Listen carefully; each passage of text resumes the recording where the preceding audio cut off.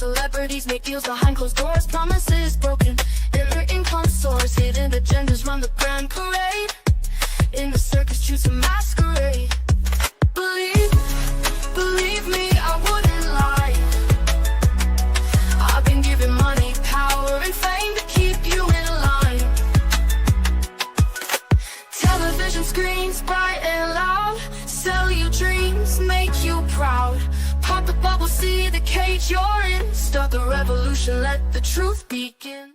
Welcome to the chaos.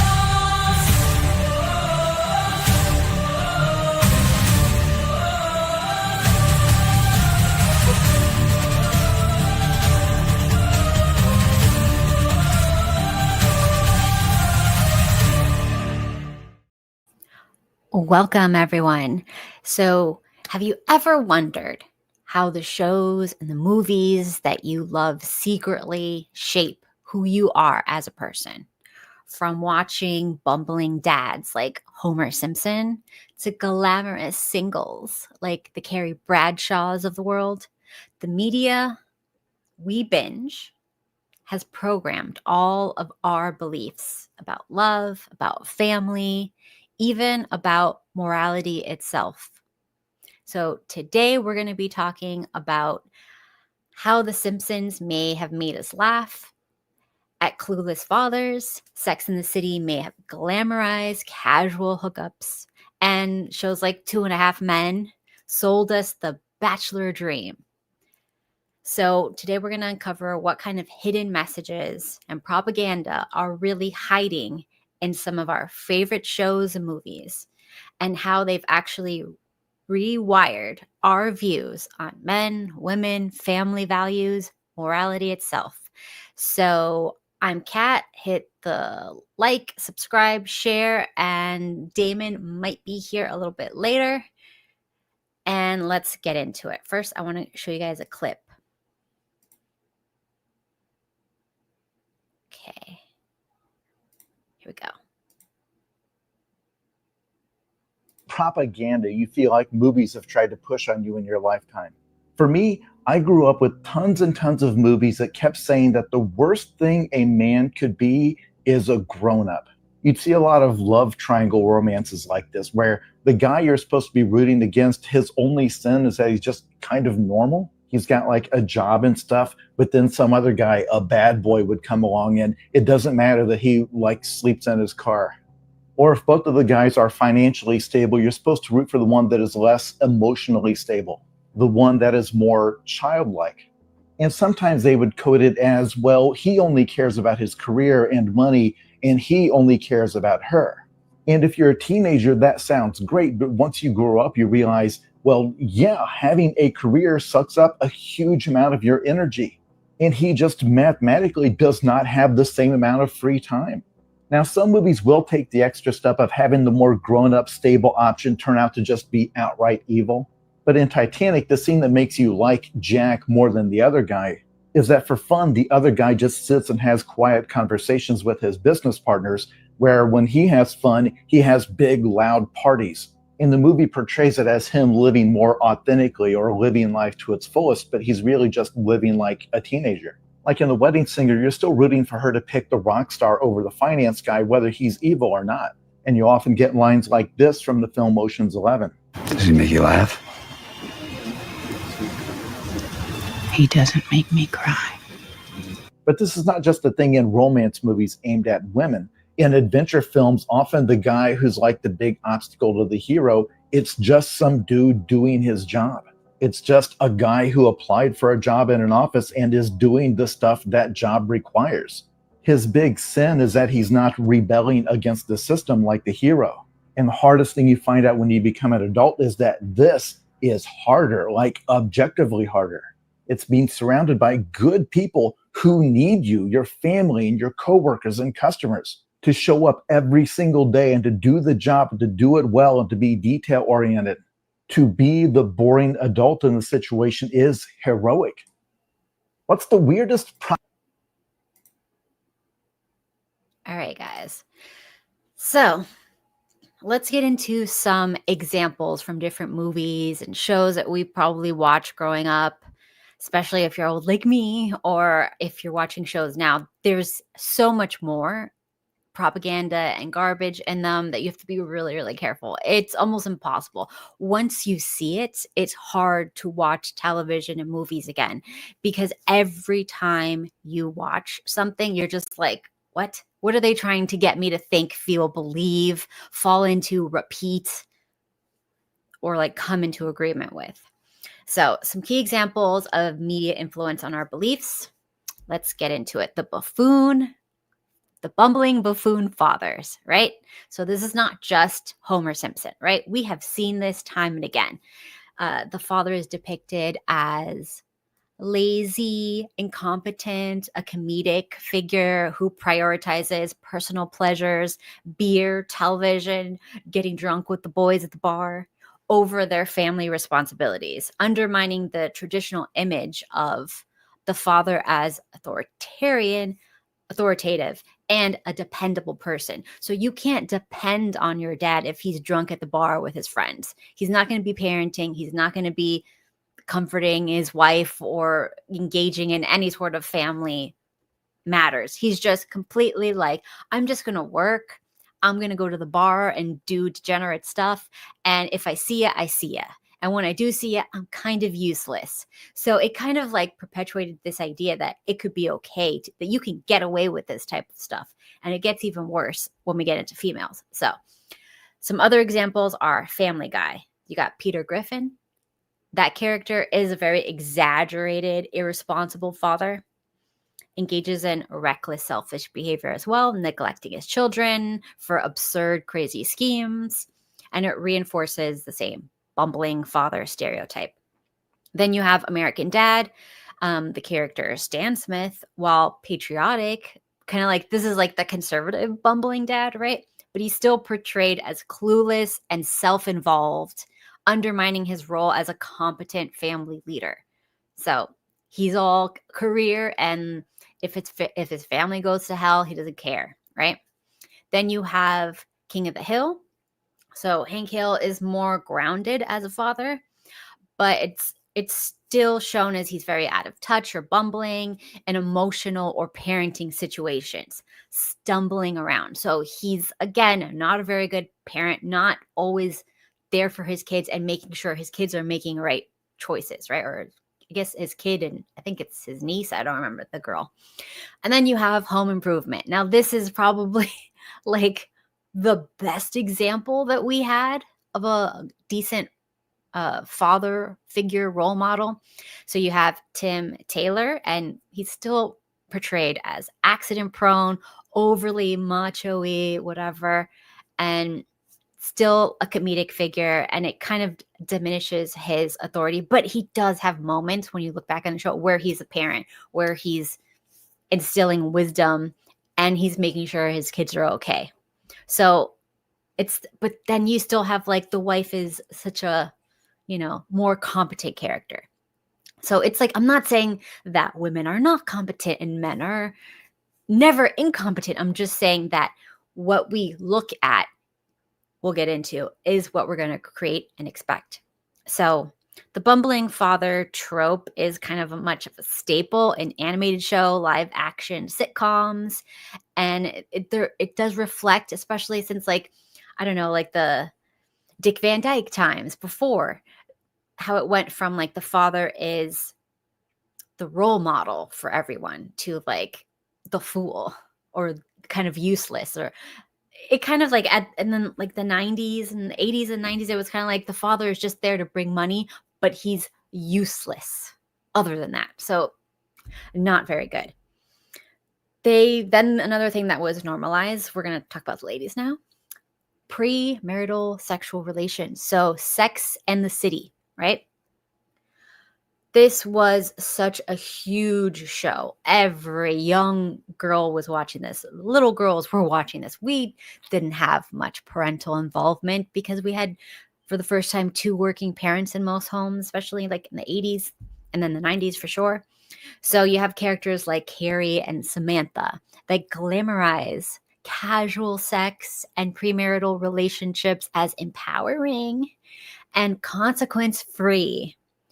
And it shows like their freedom and freedom over commitment, right? Like you're free. You don't have to like cook and clean. In fact, I think a lot of them, their homes were like disasters, which is crazy.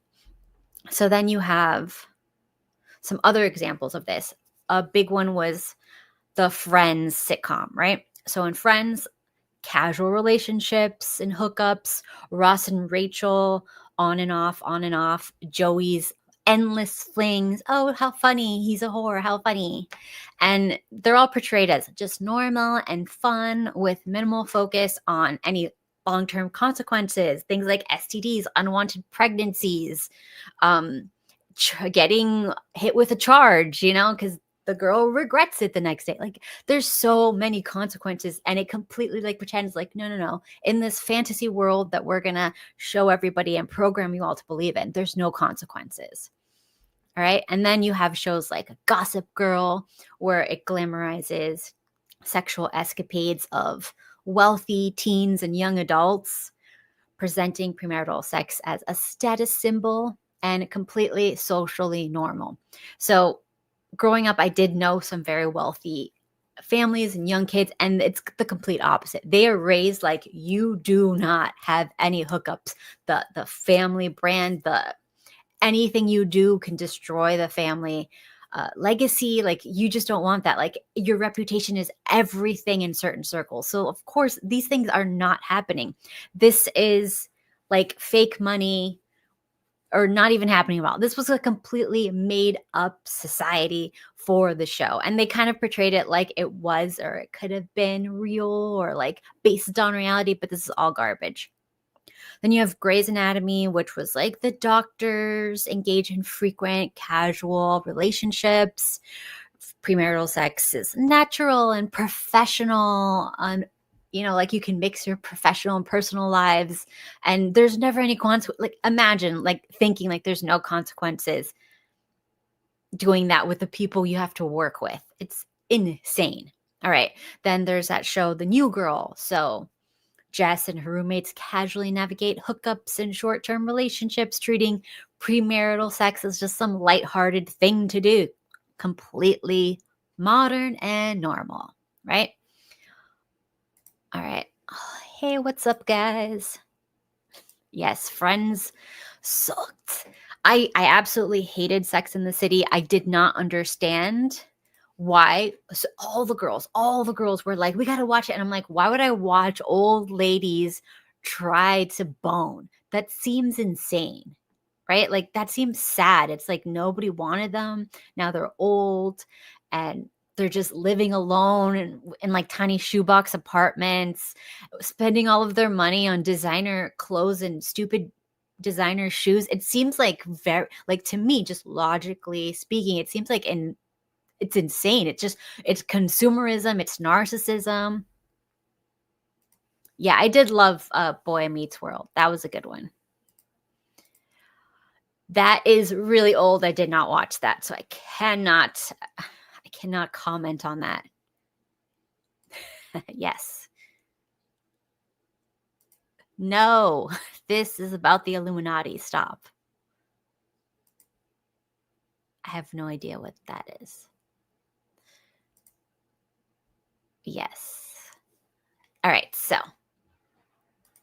everything is predictive programming. All right, so let's see.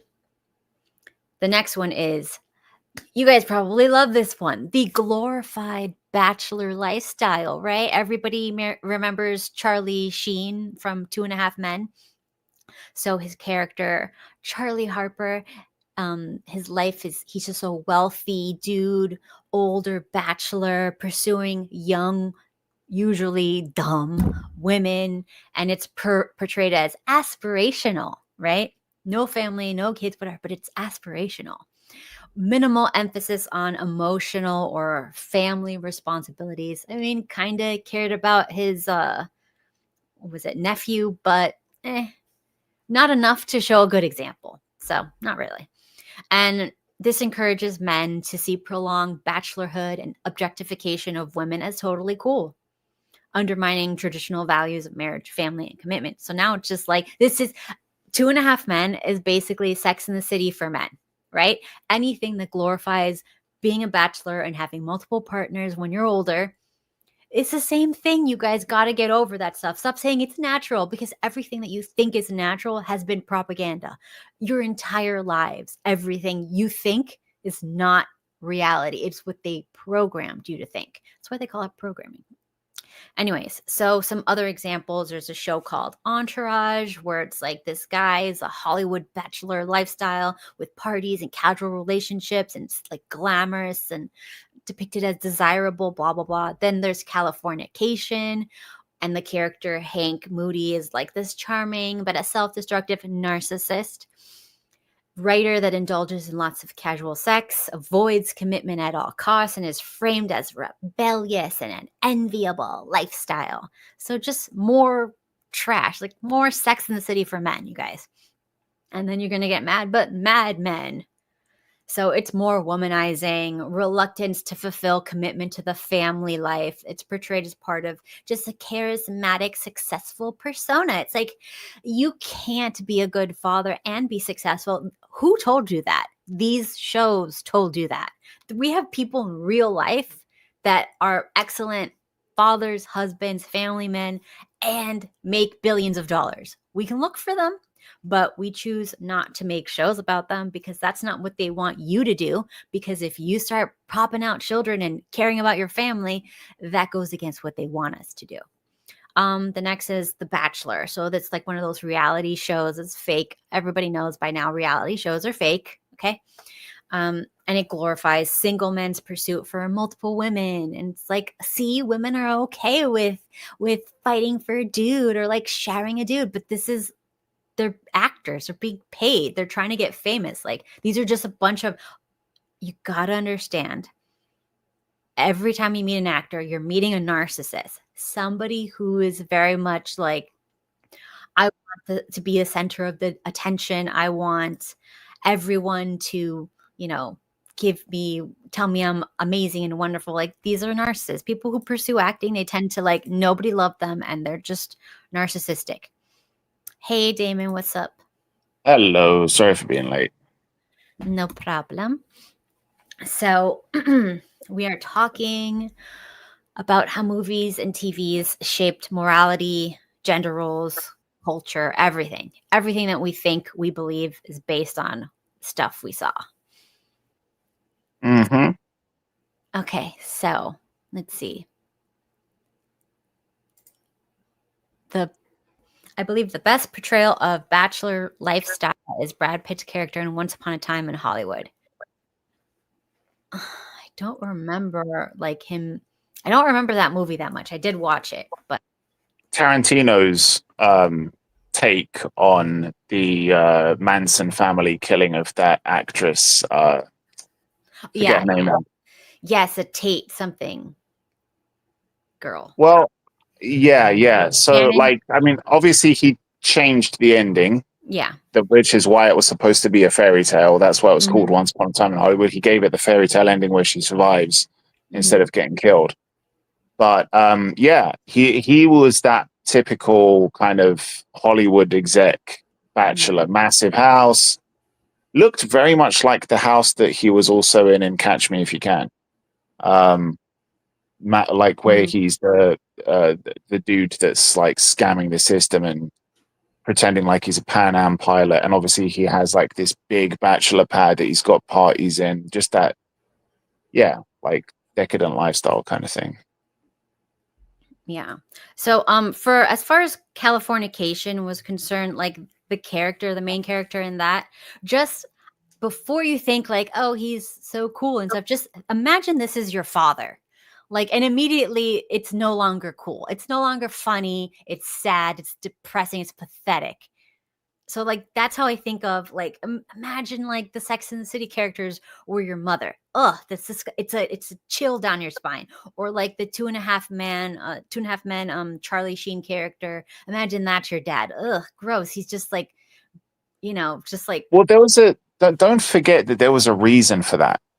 Like, there was a reason why all these shows came out at roughly the same time, because these were like the middle-aged people who it was that generation that first grew up with parents who had been through that that kind of conditioning of like sexual liberation, and they were raised thinking from birth literally that this is an okay way to live.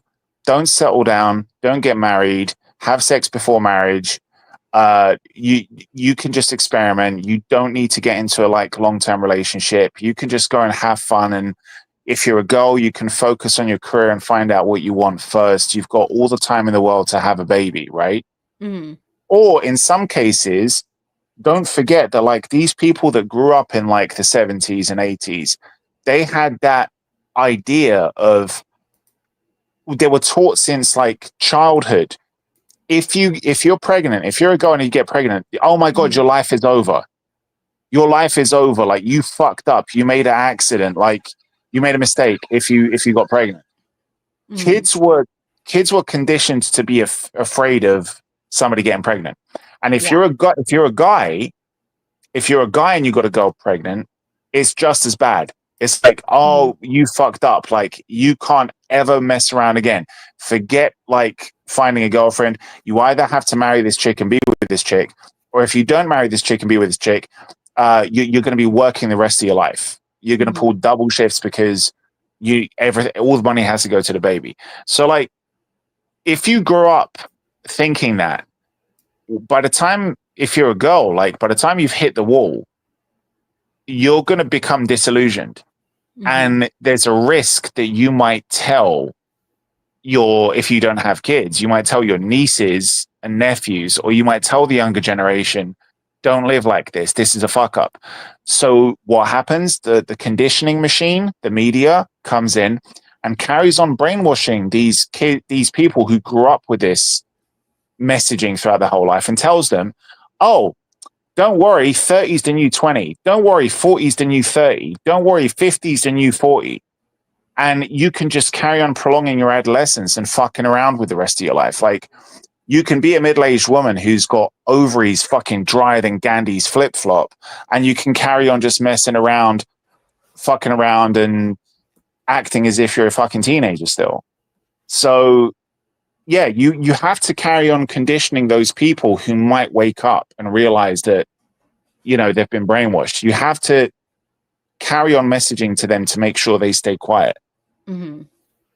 Yeah, when we were talking about like Friends earlier, that's the same thing. It's like it's glamorizing people who just don't grow up because they avoid responsibility as long as possible. Yeah. Like, I mean, and they do it in really subtle ways.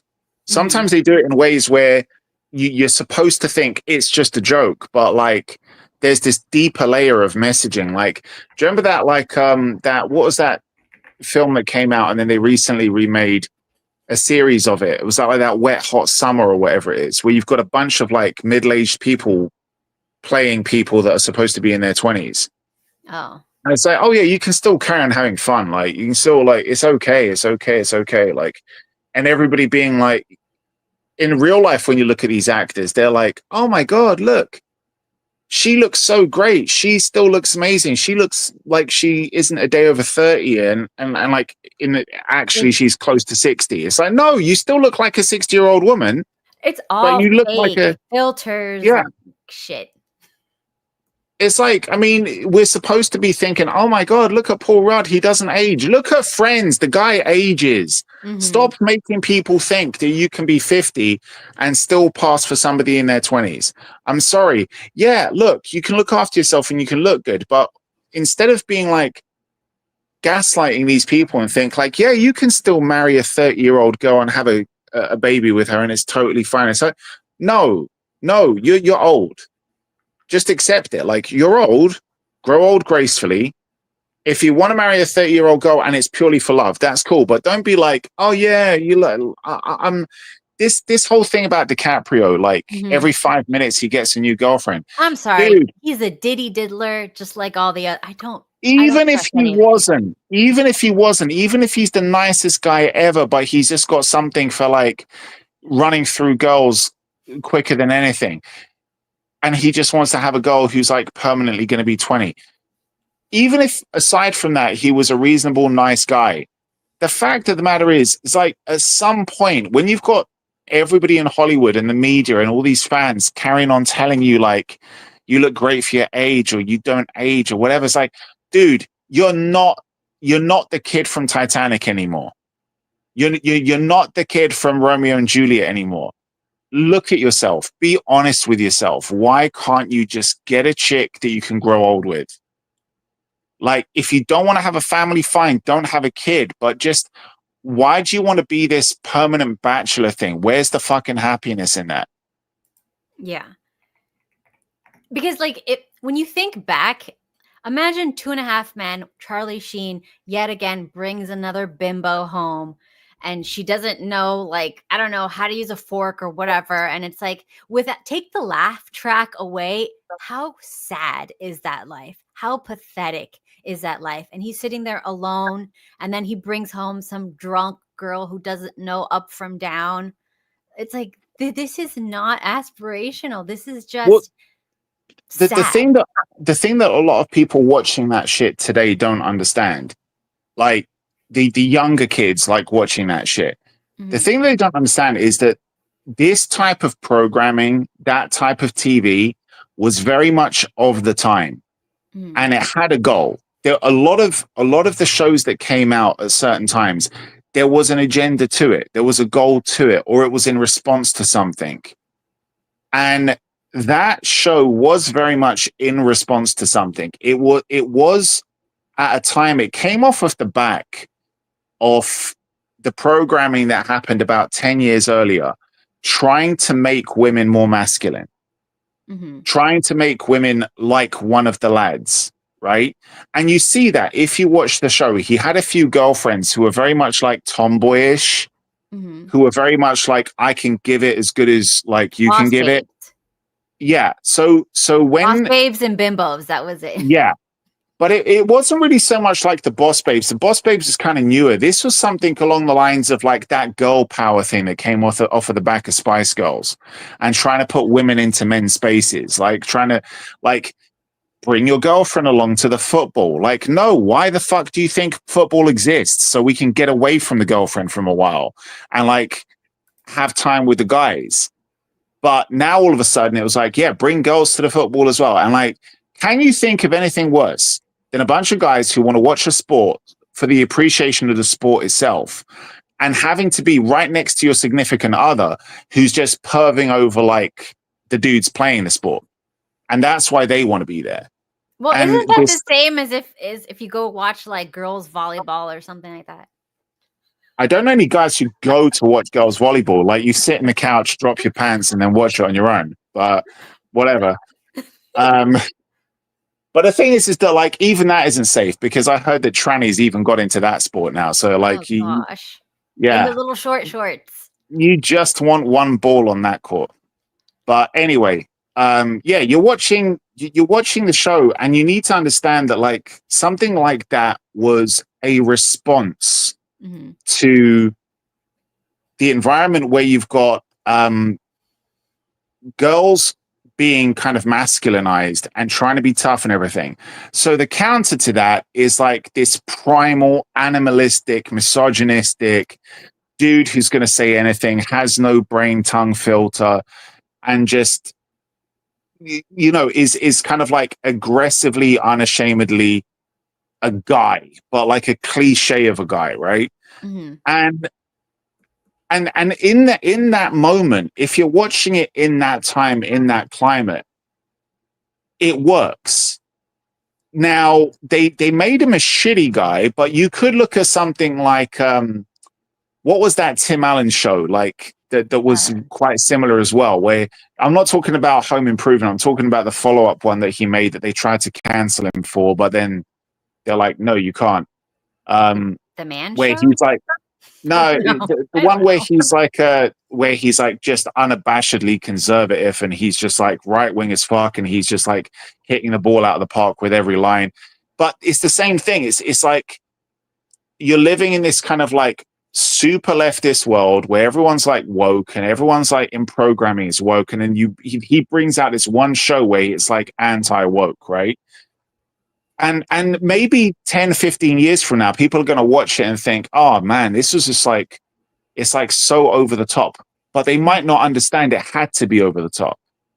It had to be over the top in the era in which it was made, in the climate in which it was made. It had to be that way because it was a reaction to something. Last Man Standing. Thank you, Oscato. Yeah, like Last Man Standing, that show. But like, I'm not defending 2.5 Men because I never actually liked it. And I like some of Chuck Lorre's stuff, but I never liked 2.5 Men because to me, Charlie Sheen was always a fucking dick. He was always a piece of shit. Like I grew up in the 80s, so I heard about the stuff that he did on set, molesting kids on set. I heard about that shit. That was, Allegedly, we don't know. yeah, no, that's why I said I heard it. Like, you know, and like years later, you even had like who was it, Corey Feldman or Yeah. Corey Haim? I think I can't Yeah, remember who came up with the story. But like, yeah, like even back then, before the days of the internet, we heard this shit, and like that came from America across the pond to Britain.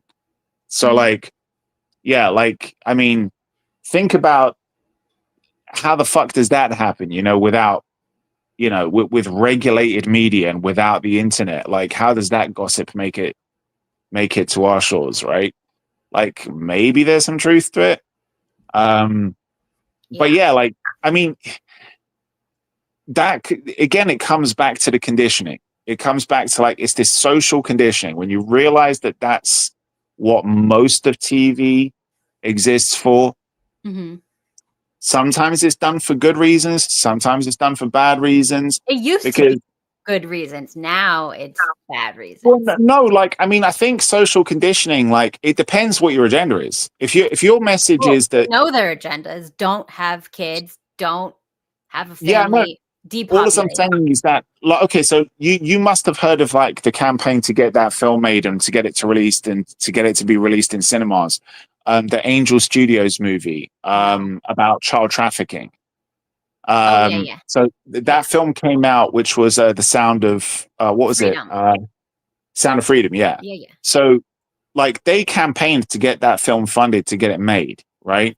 Then they campaigned to get it screened in cinemas because allegedly you had production houses paying cinemas to not screen it or to make deals with cinemas saying, if you want to screen our movie, you can't screen that movie. Yeah. Like we're going to pull our films from your cinemas. And it was just like a boots on the ground, like grassroots movement to try and get this film screened, and it got screened. And like, the amount of money it took was insane. I think it was like one of the most profitable films of the year. So, yeah, like that's a kind of, whether you like it or not, that is a programming thing. These people made this film with an agenda. It wasn't just let's get the story out there. Let's expose what's being done with child trafficking. It wasn't just that. It was people knowing, like, look, people need to be told a story other than some woke bullshit, some woke leftist, Marxist, socialist programming shit. Like we need something more out there than just that. And yeah, you can use it for good, but as long as you're aware that, like, even if you think you're fighting for the right side, you think you're getting the right message out, don't fall for this thing, which usually happens, where you allow yourself to be part of that pendulum shift that goes too far in the other direction. Because that's the mistake with stuff like 2.5 Men. Like, yeah, masculinizing women is not good. Women should be feminine. There's nothing wrong with that. We need to appreciate the good things about femininity. But the solution to seeing something you don't like isn't, I'm going to be twice as bad in the other direction. I mean,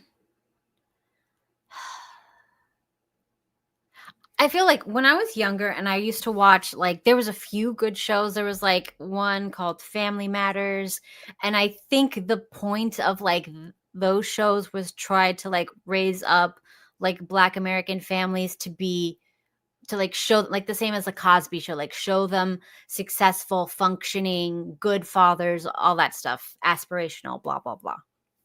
I mean, there was definitely some problematic stuff, like making the nerd like absolutely ridiculous and all that stuff. But the father character was pretty good in both those shows.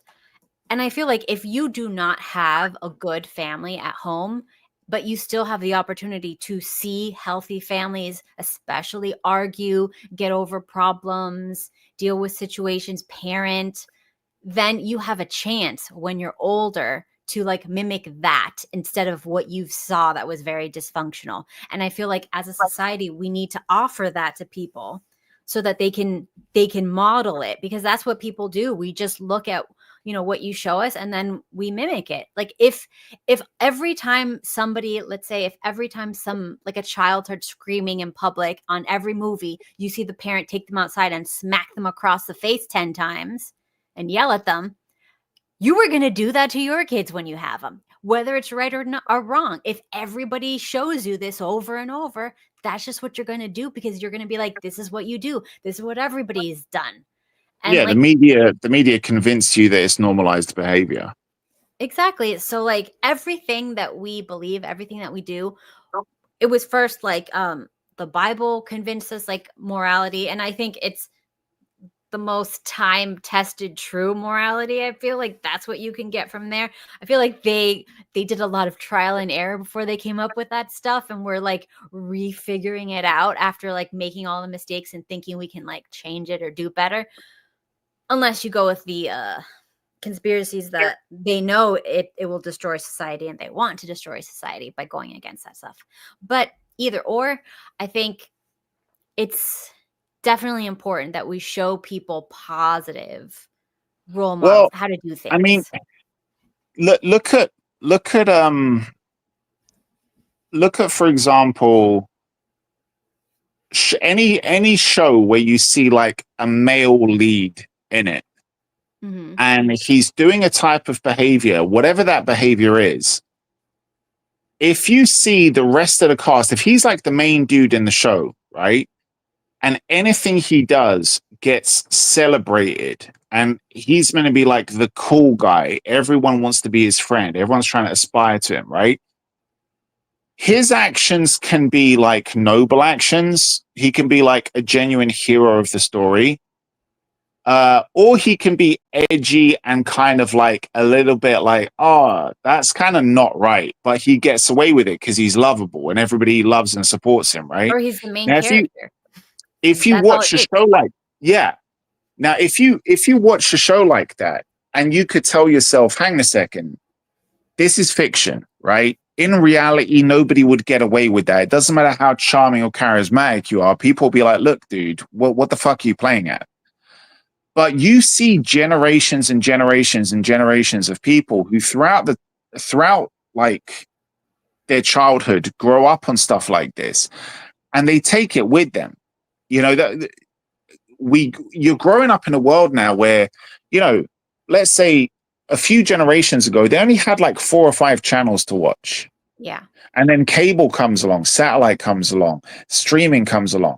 Now it's like, it's not even how many channels you can count. You've got an endless supply of TV and film at your fingertips, right? And people watch this shit all the fucking time. More people watch TV now than ever before. And you could see it in previous generations. People kind of act manly a certain way through, and if you look at what TV at the time was like, it was manly shit.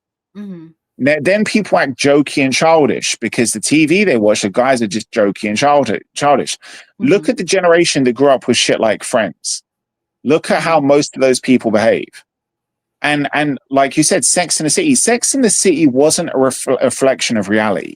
No, it was completely women weren't made up. going around. Yeah, women weren't going around to fucking like wine bars, drinking, getting drunk, and acting like sluts all night. They weren't doing that. And this the wasn't a consumerism, reflection of everything. reality. Yeah, everything. Women didn't know about designer shoes, any of that stuff. All of that was propaganda for consumerism. But then you watch the world that we're in today, and you see all these boss bitches, people who prioritize their career over relationship, and you realize like this is how influential that show was. This is like life imitates art, right? Yeah. And you look at, if you want to look at like when people were saying like, oh no, there's like, you know, grape culture on campus, right? and guys who are just like using women and treating women like shit in even in high school, right? You're like, well, okay, let's dial it back. What were these guys watching when they were younger, right? One of the most popular shows for kids to watch on TV at the time. What was it? Saved by the Bell, right? Now, Yeah. Saved by the Bell was pretty fun when kids watched it back in the day, but actually look at the lead character in it. What was he like? Oh, How did he treat girls? Did you see like Zach Morris was terrible or something like that? Like there's like a whole account just showing like all the terrible things he did. But he fucking was though. He fucking was. Complete sociopath, narcissist, incredibly crazy. But then again, it depends on how the fuck you watch the show, right? Because if you watch the show and you're like a kid that's been raised to be a decent kid, you realize even as a child watching the show that he is actually a piece of shit. He is. Like, Dude, you realize too much credit for people. Nobody realized that. No. But that was one of those things. Most people realize that when they became an adult, just like when you're a little girl and you're watching The Little Mermaid and she's like, I'm 16 years old. I'm not a child. I'll do what I want.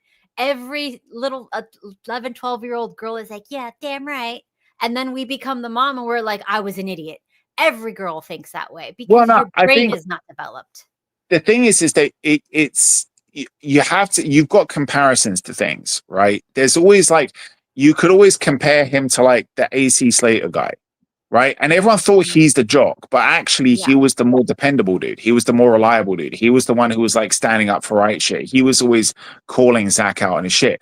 We all knew that Zach was a cheater. He was a slacker. That's a good point. Zach was attractive, right? That trumps all logic. Especially when you're a girl, when you're a young hormonal little girl, the hormones rage. Oh, this must be like what a good guy. You think attractive equals good until like you're 25. But it goes through like literally anything. When you've got like different representations of characters, everybody's their own thing, right? You'll realize that like most of these characters, like a lot of people are like, oh, Friends is shit. You're watching a bunch of characters that are fractured from one personality, really. Okay, Joey. Everyone has got their pluses and minuses. Joey, he's supposed to be attractive, charismatic, but he's thick as shit. Then you've got like Chandler. He's funny. He's hilarious. He's like, you'd expect him to be this confident dude, but he's not. It's all just to mask his insecurities. And you've got like, what's his name?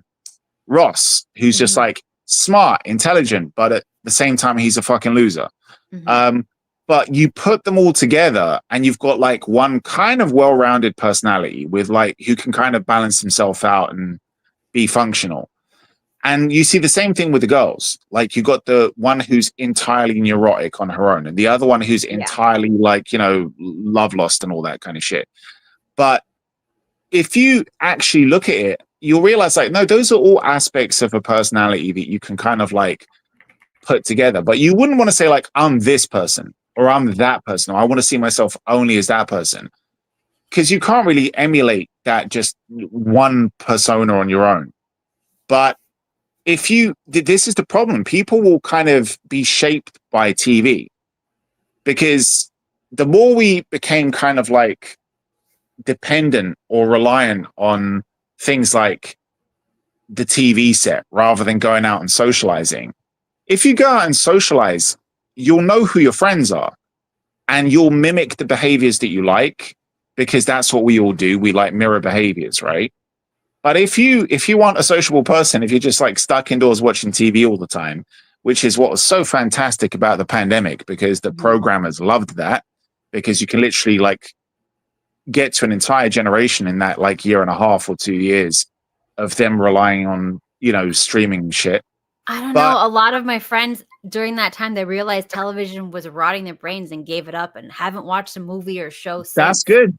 That's hopeful. But I mean, people who were obsessed with movies had stacks of DVDs their whole lives. They just threw everything out and they're like, there's something wrong.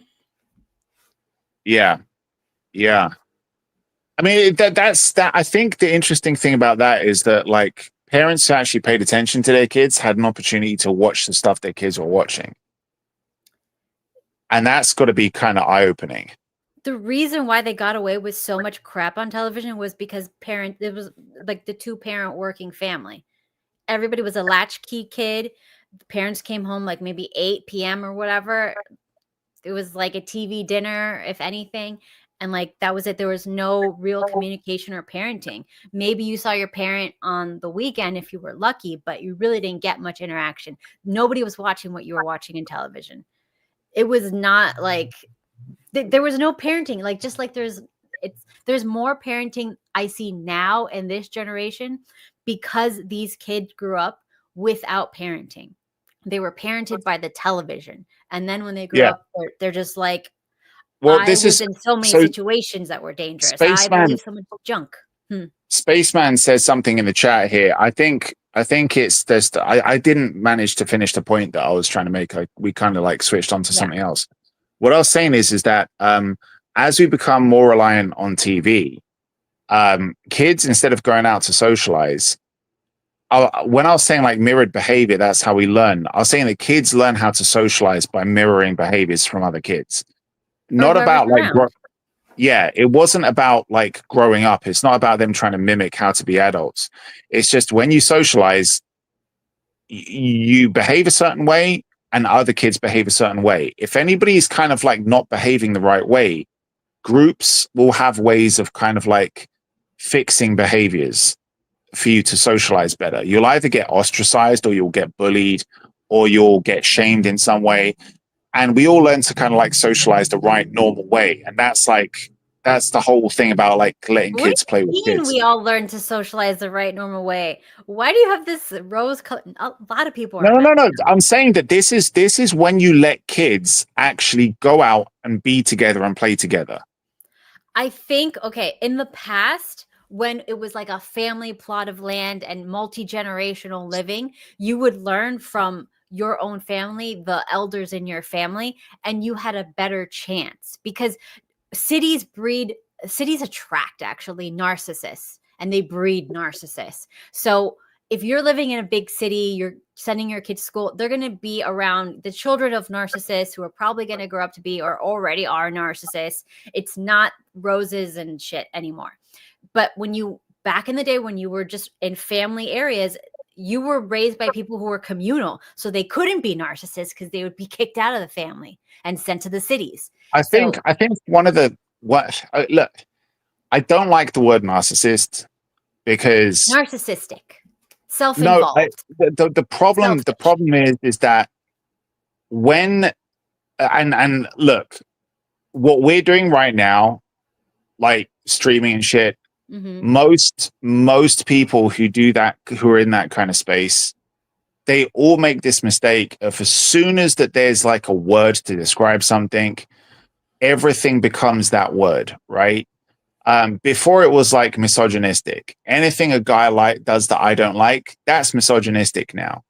I know, but you know how generalities work, and you know that I'm not saying the diagnosed narcissist. I'm saying narcissistic tendencies, which is reality. A lot of us, especially since social media, have become more narcissistic. The longer you live in cities, the more narcissistic you become, because the less community, the more narcissism. I think if we're going to talk about a real problem when it comes to how people behave, if you want to call it narcissistic behavior, I think the biggest issue is part and parcel of what came along with this move of adults not wanting to grow up and be adults, but instead wanting to kind of like prolong their adolescence. Even if they had kids, even if like a young couple had a kid early on and they kind of regretted it and they thought this is a mistake, but at least they had the kid instead of aborting it, right? What you would tend to see is even after that kid's born and even after the mother's given birth, right? She doesn't want to be a mother. She still wants to act like a young, independent woman who can just do whatever she wants to do and go out and get drunk with the girls and stuff like that, right? And they want to act like they're still kids. Like me and my husband, we're still dating. It's like, bitch, you got a kid. Like, where's your kid? Oh, the nanny's looking after the kid. We're out and about. Like, you're not. This whole thing translates also to how you're going to raise that kid and be a parent to that kid, because you won't want to stop being the fun party girl who's still going out with her friends when you're at home with your kid. You're not going to suddenly switch that off and be like, now I'm going to be a mother, and I'm going to be a mother to my child, and I'm going to act like the disciplined adult. You're still going to want to act like that kid's best friend. And even when that kid gets to 6, 7, 8, 9 years old and is in those formative years, they're not going to see a responsible, disciplined parent that's laying down rules for them. They're going to see some woman who's trying to cling to her youth, who wants to be that kid's best friend. And the dad might be the same way and be like, I want to be the cool, fun dad. I'm going to play video games with my kid, and I'm going to let my kid do whatever it wants. And like, you know, fuck homework. Like, we can just have fun. You're not doing your kid favors there. But they don't like the kid getting upset and having a temper tantrum. They want to be the kid's best friend because they don't want to be adults. They don't want to grow up. They don't want to be responsible. Everything is about avoiding responsibility with like those people who grew up in that soft way. The problem is that that's what's going to raise a kid, especially if it's a male, that's going to raise a kid that's got the kind of issues that girls will say he's a narcissist. Because any kid that you spoil is going to grow up entitled.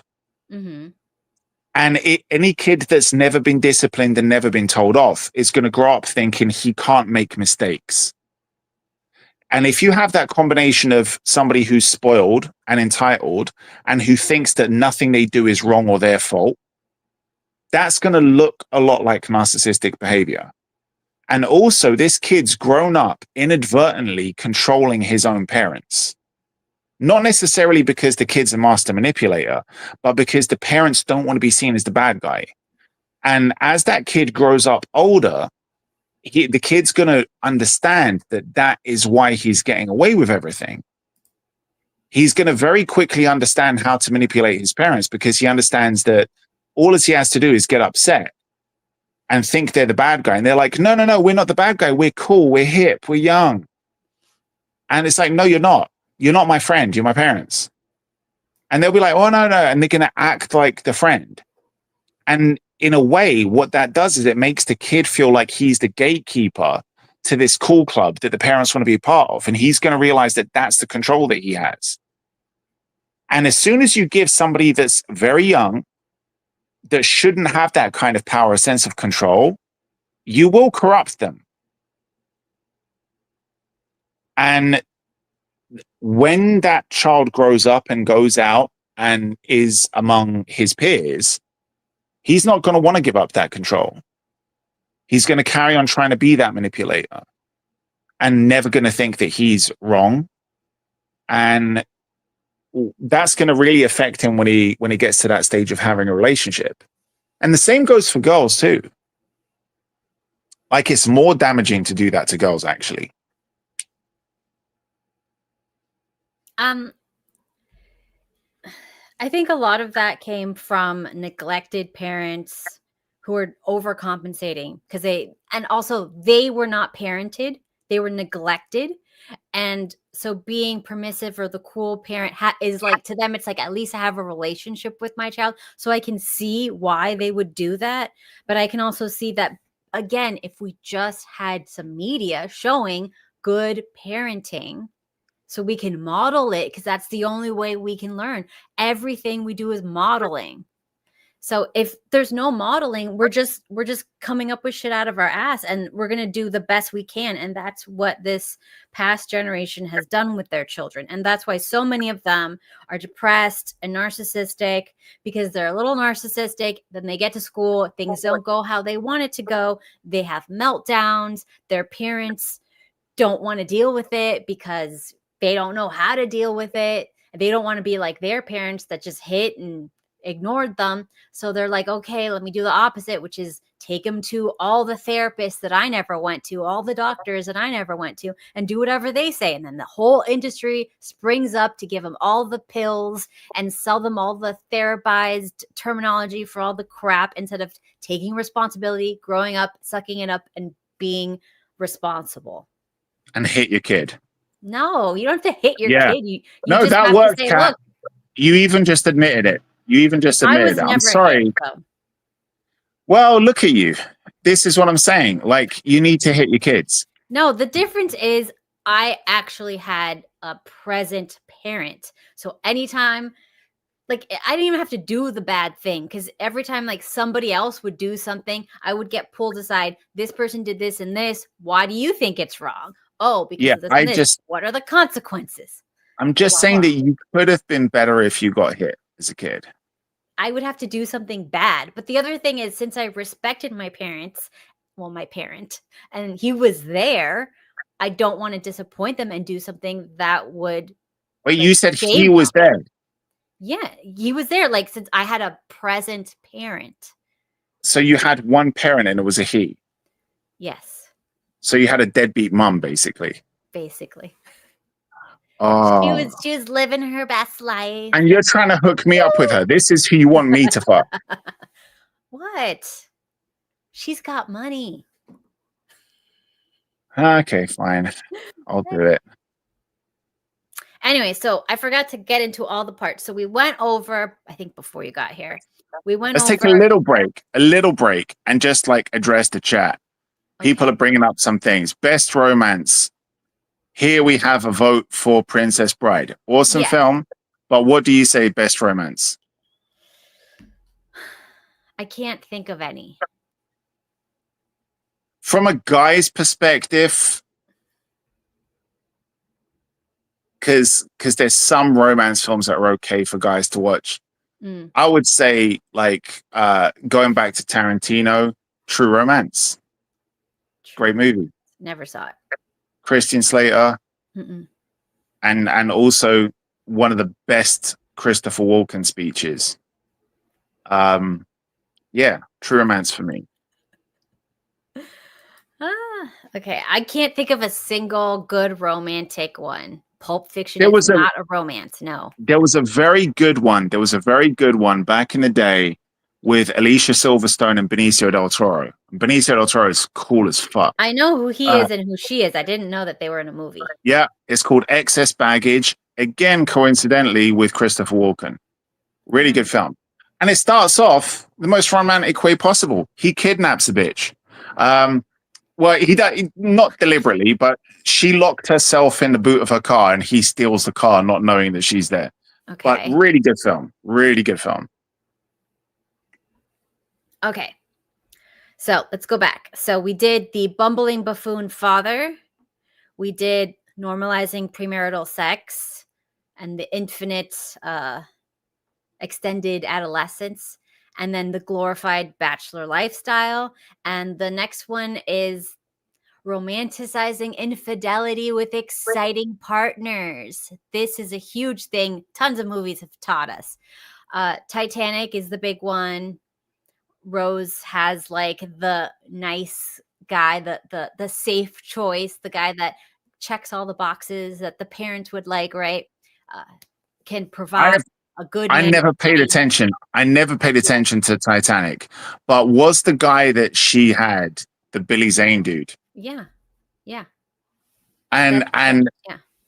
So what was the problem with him? Because I remember roughly at some parts of the film they tried to make out that he was an asshole. No, he wasn't an asshole. When you watch it, when again your brain isn't developed, the way the music is and her face, her reactions, her face, it makes you think, oh, he's being mean. But then when your brain develops and you look at it, you're like, he wasn't being mean. He's being responsible. He's being a mature adult. Does he realize at some point during the film though that she's being a cheating hoe? I don't remember that much. I think he does. I think a little bit he might. Yeah, because I think that's why he does that such a cool fucking move at the end when he just picks up the little girl and pretends like it's his daughter so he can get on the life raft. Exactly. And you notice how and he's like, fuck you, Rose, you cheating whore. You can drown. Yes, but you know how they made him look like the narcissist again. They made him look like the evil, narcissistic, selfish person that he would lie saying that he's the child's parent to get saved. Meanwhile, she sacrificed her little side piece and he she didn't want to share. Yeah, she didn't want to share the door. Exactly. So it's like it's so ridiculous. And then when you're young and stupid, you're like, I think even when I was young and stupid, it was still like, I think she could have moved over. I think they didn't try hard enough. I think Yeah. something's wrong here. By the way, Ethan in the chat goes, he was hotter too. It's Billy Zane. It's Billy Zane. He's the coolest motherfucker in Hollywood. Yeah. Oh my gosh. Anyways, so Billy other Zane than was awesome. Shout out to Demon Knight, one of the Tales of the Crypt movies where he was in. He plays the devil, and he was just cool as fuck in it. yes. So other than Titanic, some other examples, same theme. The Did you theme just of say Titanic? Titanic, sorry. Romanticizing infidelity with exciting partners. There's a movie called Bridges of Madison County. It's all about like cheating. Unfaithful, clearly about cheating. Eat, Pray, Love. This was another something similar to the craze with what's that? Sex in the City. I never again saw this movie or understood it. Eat, Pray, Love. It just seemed sad. Another thing that was like super sad that women, for whatever reason, flock to. Like, hey, let me leave my boring husband and travel around the world.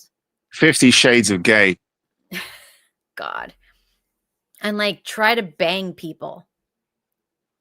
So it framed infidelity and divorce as a path to personal fulfillment for women's. And then, of course, The Notebook. The Notebook, she is engaged to a good guy. Nothing wrong with the guy. I don't even think they even bothered to make the guy she was engaged with look bad at all. They're just like, even though the dude is perfect, you got to go with your gut and cheat. Like that's what they were like teaching women.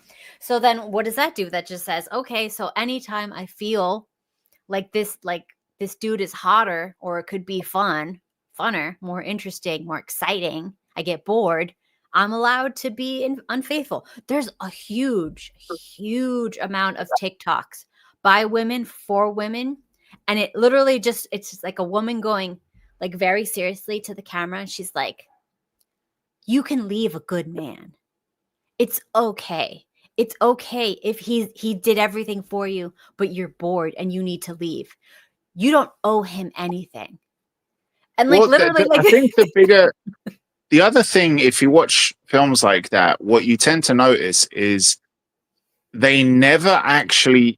Well, you said they didn't try to make the guy look bad. They didn't even try to like put him down in any way. No, because they just gave up on that whole idea. Like, let's make the other guy, because they're like, let's make the guy perfect, and she still should leave. So the other thing that those films tend to do, which they never did before, like if you look at the romance movies that are like iconic, kind of like timeless romance movies, there's always usually like exposition that makes sense. But in a lot of these movies now, like you'll often find that, and it's been going on for a long time, you'll usually find that whenever there's always that scene where the girl goes to her girlfriends and explains the dilemma that she's in, right? Like this quandary, how's she going to make her choice? She never has. So nice to me. He's such a good father. Yeah. But you know, Imperious, shut the fuck up. You're not going to get a link. Sorry. This isn't something you're going to talk about. He's just going to talk about peeing in butts or something. Yeah, we know the routine. Cat's fat. Look at her bingo wings. She's so old looking. Ooh, she's like Persian. Oh, she's a tramp. We get it. You've said that joke 100 times. When you've got more material, we'll give you a link. But anyway, back to the topic. So, so when you get that scene of she's trying to justify how she's going to make her explanation, this is where you see like the conditioning coming into the women right now, where they don't even have to explain it.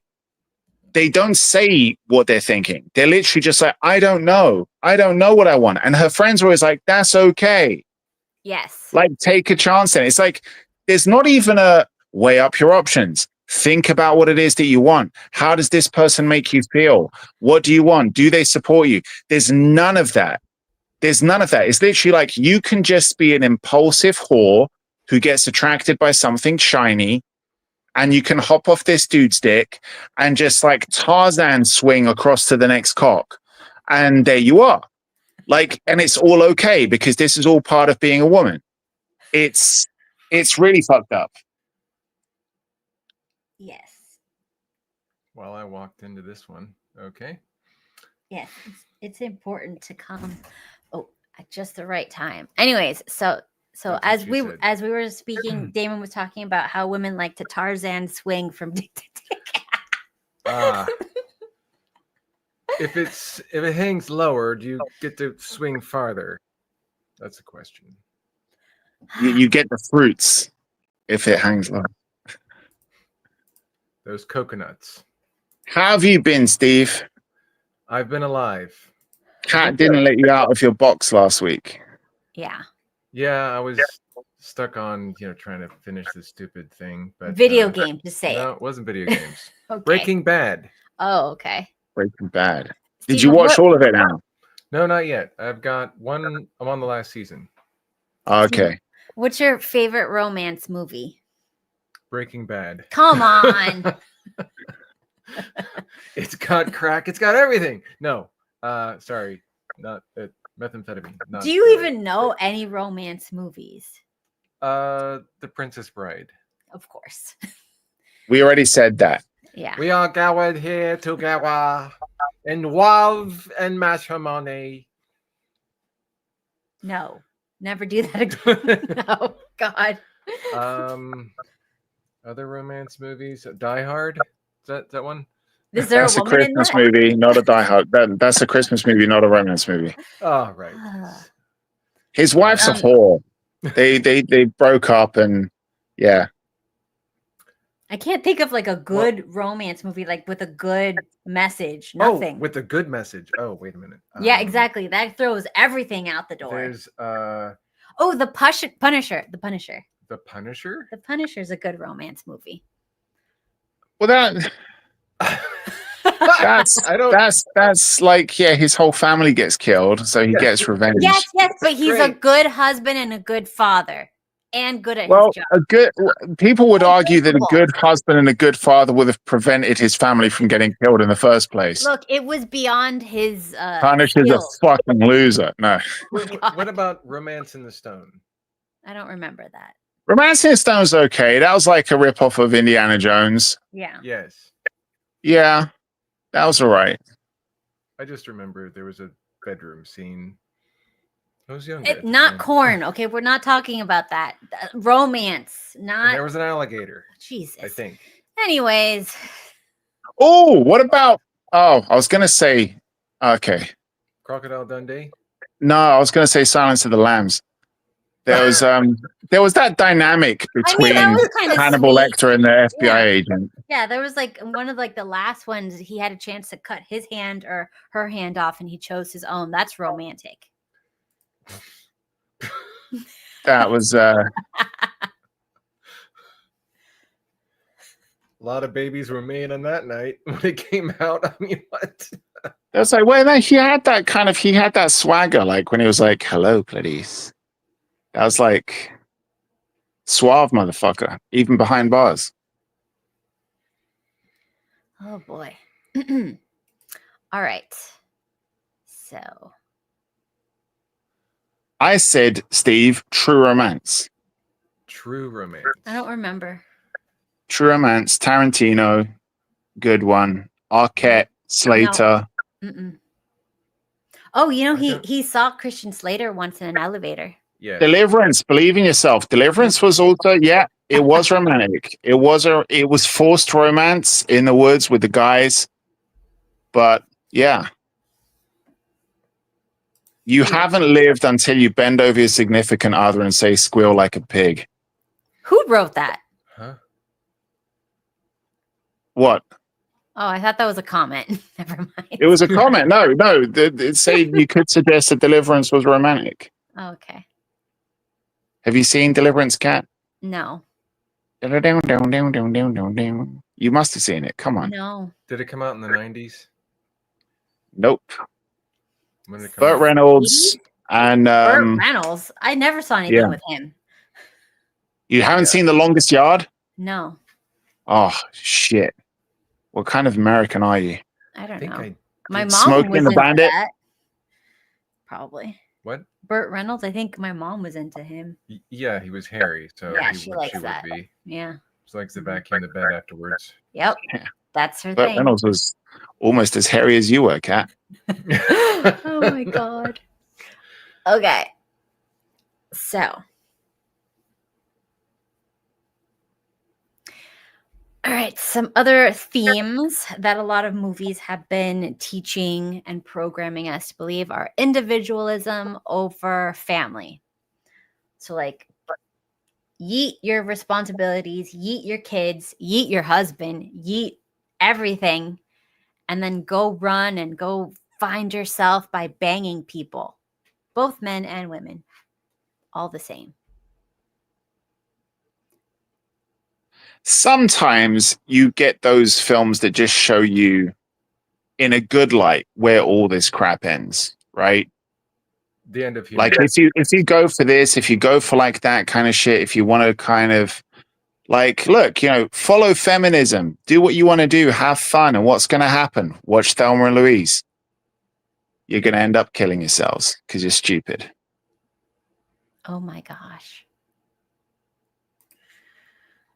All right. So, can you think of any shows or movies where the father is not either like shit at work, shit at being a father, or shit at being a husband? Indiana Jones.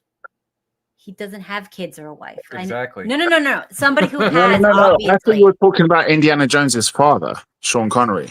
Oh yeah. Does he have a wife? He doesn't have a wife. Who? He killed Indiana her. Jones Oh, or Indiana gosh. Jones's dad? Oh my God. Well, like, Lena, you've got certain films where you've got good examples of a father. Look at Taken. Taken is a good father. Is he a good husband? I don't remember. He was. It was his wife who was a piece of shit. So it's But always it's okay something. because don't worry about it. In the third film, she gets her comeuppance, so it's okay. I don't want to know. I don't want He can only save her so many times. By the third one, he was like, "Oh, just die already, bitch. I'm tired of saving you." Oh my gosh. And I'm sorry. After he saved the kid in the first one, she should have been like to her husband, "Fuck you. Your money didn't save our daughter. I'm going back to my husband. He saved my daughter's life. He's the guy I want to be with."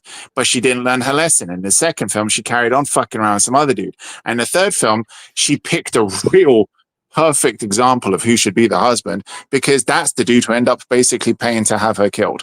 So I'm sorry. Third time's lucky. You deserve to die. Let's see. Oh my I God. don't actually recall. That is kind of disturbing. That I We don't- never saw the other two, only like the first one. No. I'm talking about other movies that Oh. they have. Yeah, I can't find. Good father figures. Yeah, I can't find like a decent father. I'm husband. sorry. Look at again. Since I'm the only guy who apparently knows films here. Yeah. Star Wars. Darth Vader went on his own personal journey, but ended up being He- a great father at the There's end. the No, mother in he this. was. No, There's he no wasn't. mother. He wasn't. He was a terrible mother. I mean, not my father. Mother? I mean, Well, husband. he was a mother He was first a and terrible transitioned. husband. No. Wait. The mother was great. The mother died during childbirth. She gave her life for the kids. Yeah, but you don't.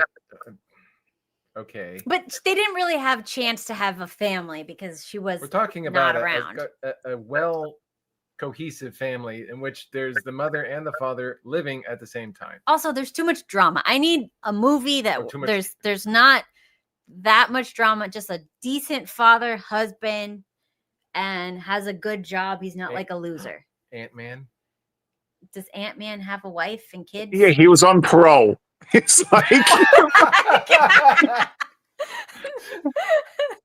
he was on parole, divorced from the woman, and she did something fantastic. Fucking bitch, married a police officer. So there you go. Okay. Is that one? Oh, As what soon did as she what did marries he a play? cop, it's like, oh, fuck you. Okay. Rambo definitely is not in there. Okay, Finding Nemo, he didn't have a wife. Okay, hey. Perfect example. The Uh-huh. Incredibles. Okay. yeah. He has a The Incredible. job. No, but He's got a didn't job. He's a fucking superhero. But didn't right? the Wait, wife wait. take like No, all the? But his wife is a bit of a stretch. Oh, Shut up, Stephen. yes. God.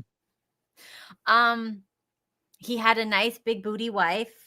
His Mhm. kids, he was taking care of them. But there was one point where I think like the wife became like the star and had to keep that's him the in second check. movie. Yeah, That's the second movie. That's where they beta-tized him.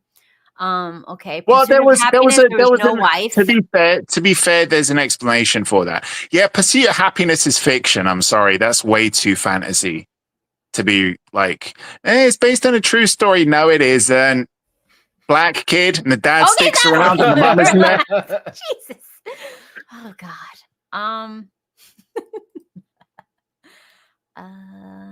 Driving Miss Daisy. No, father with kids. Mrs. Doubtfire again broken up family though. Yeah, he Yeah. couldn't even like maintain a marriage. It's not good. Home Alone. The best father. He didn't even know They his weren't. kid He wasn't was there. Oh yeah, no. Ethan's got a good one here. The adopted dad in every Superman movie. I'm Okay, willing that's to agree good. with that. Yes. I'm willing to agree with that. Yes. The Wokies forgot about that. They didn't remove And even that yet. even the non-adopted dad, actually, especially in the original 1978, Marlon Brando in the film for like 10 fucking seconds and got paid more than everyone else put together. Nice.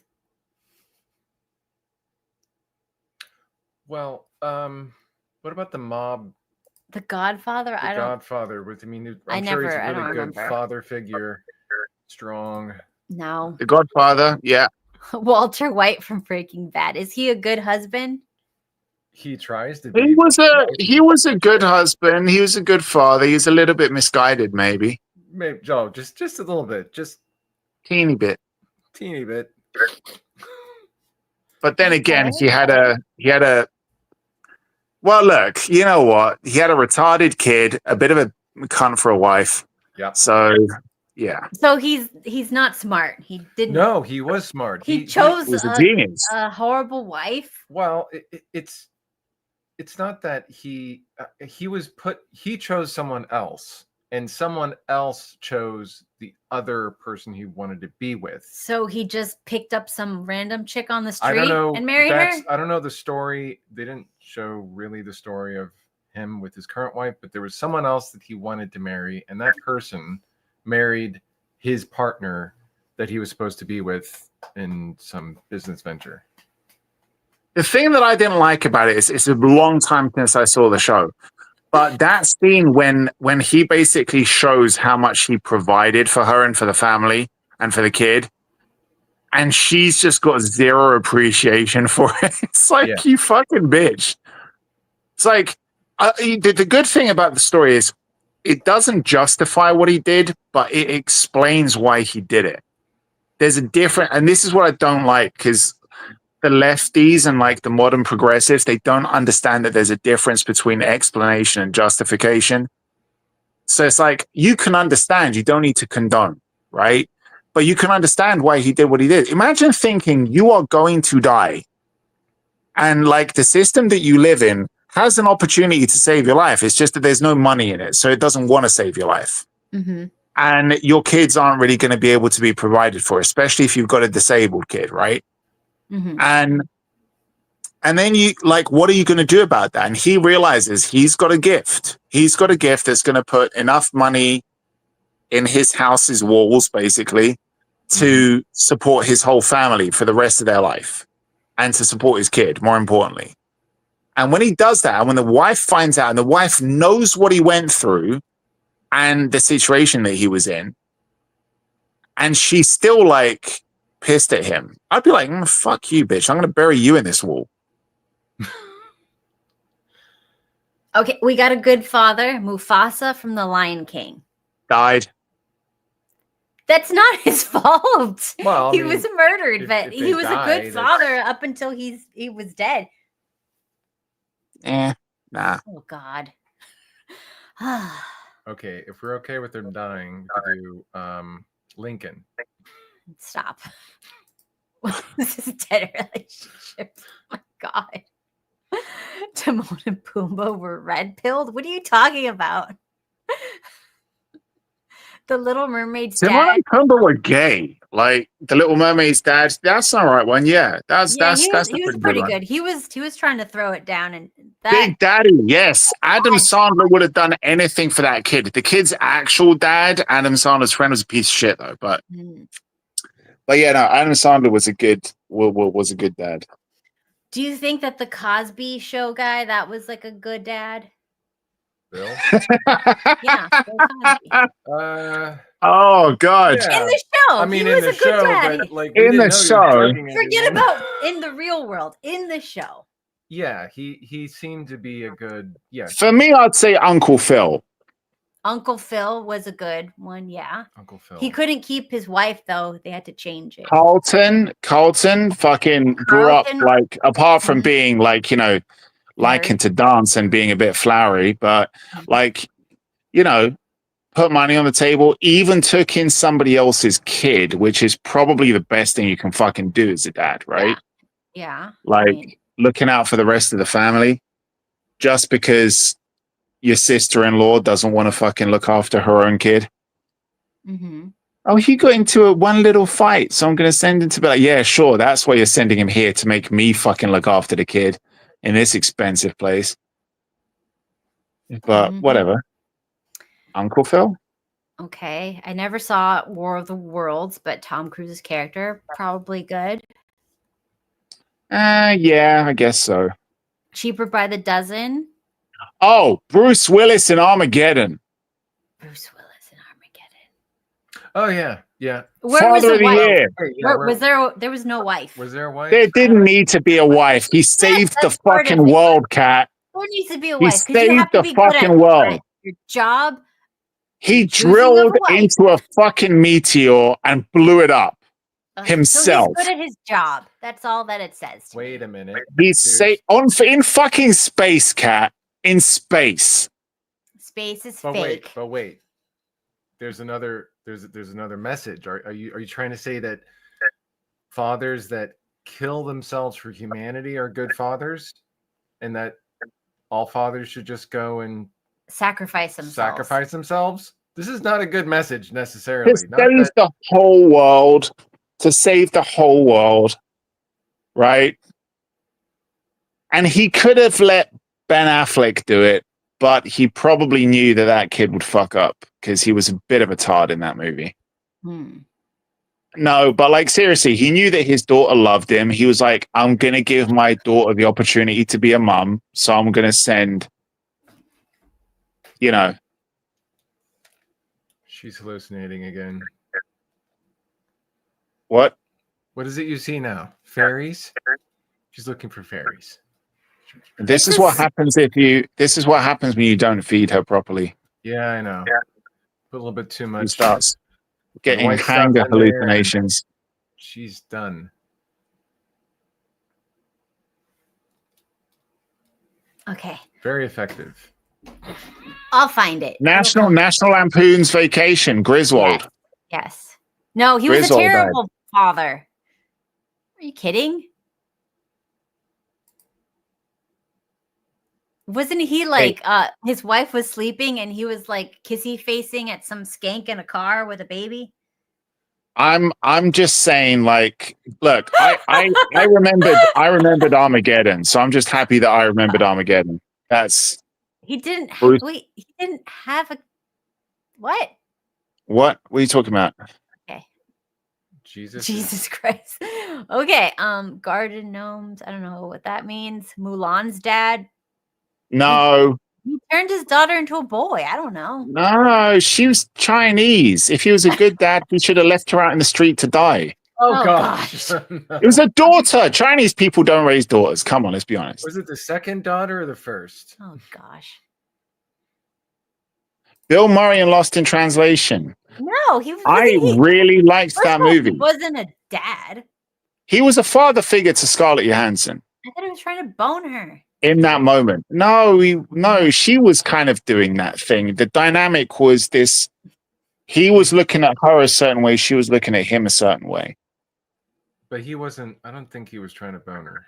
It was No. creepy. It was weird. No, I didn't he like was. that movie. No, Uncomfortable. okay. So films, especially French cinema, does this, where there's this misunderstood dynamic where, like, you'll have one person having a specific type of love to one character, and the other character has a different type of love towards that person.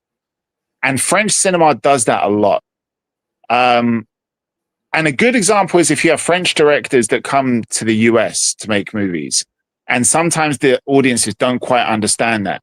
Like Leon was a good example of that. Professional was the Yeah. best movie ever. Great father figure.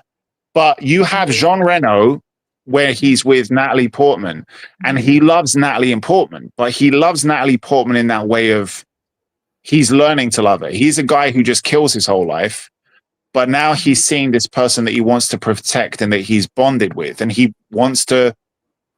Up until this point, he just has a fucking plant that he looks after, but now he's got this living, breathing child who has lost everything.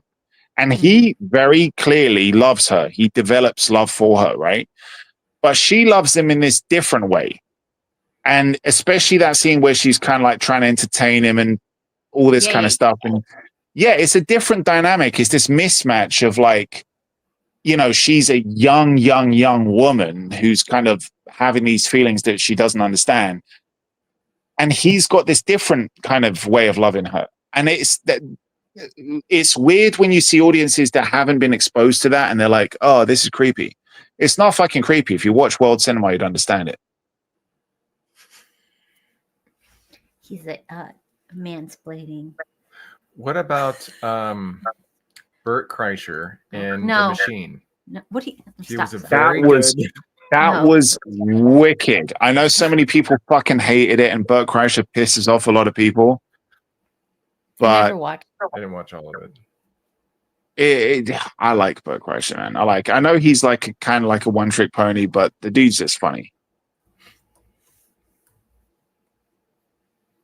Did you see the one from Tom Segura? It's like a sitcom type series, weird.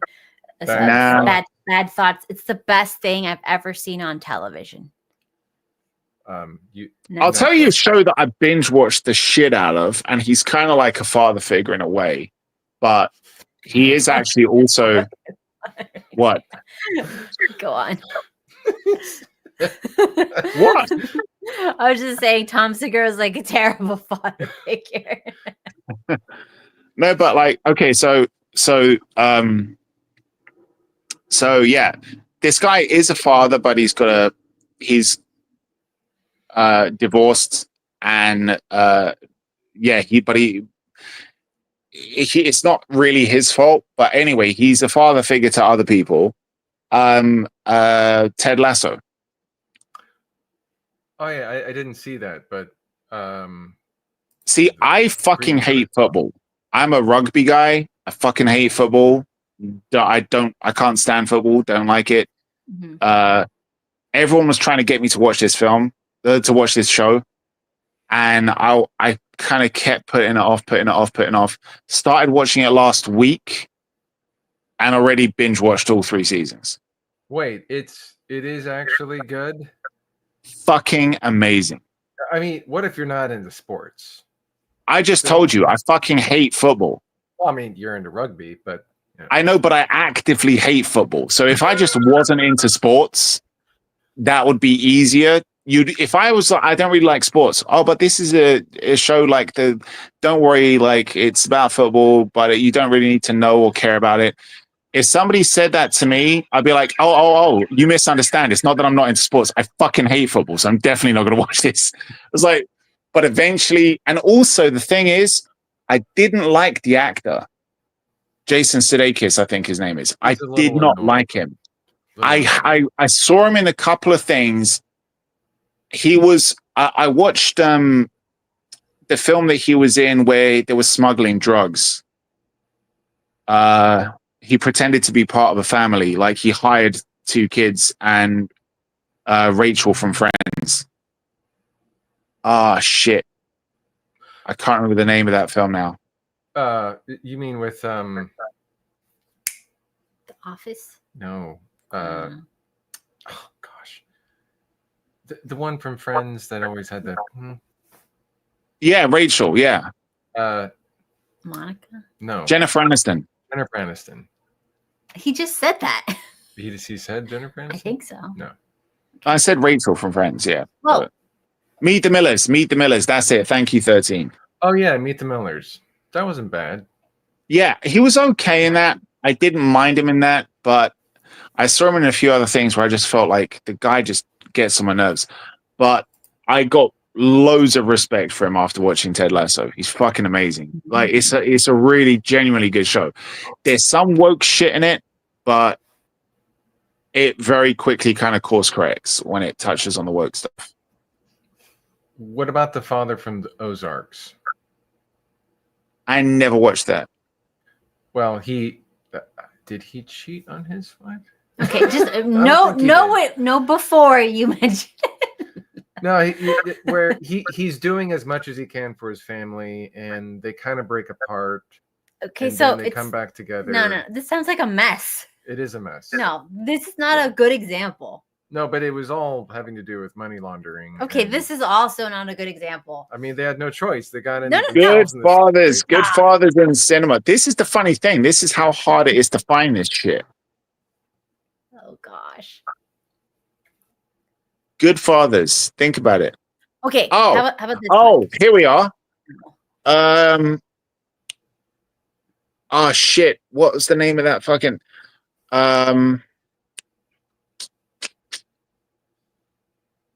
Oh god, I can't remember the name of that fucking show. I'll remember it. Carry on talking.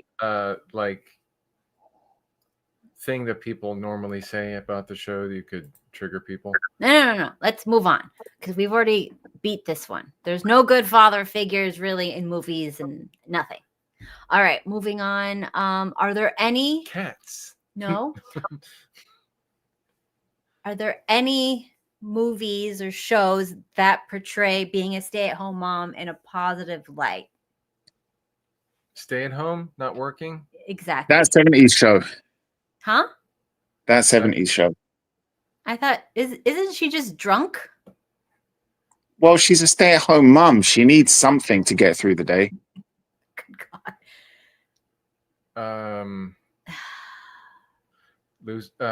Lucy? I Love Lucy. I Love Lucy? Yeah, but that was back in the day when, they were still giving us shows that showed traditional things in a good light. Roseanne. Oh, no, God, that was terrible. Why was that terrible? I don't know, because she wasn't a good mom, in my opinion, letting her daughter move in the boyfriend and then bang in the house. It's disgusting. What? Wait. You want them to have kids, don't you? I want them to get married first, not to just be like skanks. God. Demandy. What about the mother from the dinosaurs show? Not the mama. Not the mama. Well, the dad was a bumbling idiot. We're talking about the mother. The dinosaurs was basically Roseanne, but just with puppets. Yeah. Yeah. It was basically Family Guy with puppets. Yeah, because the baby. Yeah. And then there's Family Guy was basically Roseanne again as well. Mm-hmm. So, a good marriage with a stay-at-home mom. Can't think of one movie. Wait, what? Good marriage with a stay-at-home mom? Yeah. And you can't think of one movie. And like kids that are not screwed up.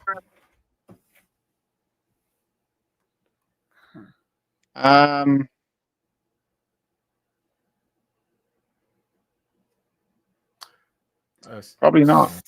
No. Sleeping Beauty. Stop! No. Good gosh. Not even like as Cinderella. Like think of like a side character, maybe like not even the main character. Brady Bunch. It's a broken home. No, thank you. Oh yeah, sorry. The song, the film, the TV show I was trying to think of. Earlier on, Married with Children. There you go. Oh yeah. I like Married with Children But- because that's how I model my life. But didn't she work on occasion? No, she didn't work. She was a stay-at-home mom, Yeah.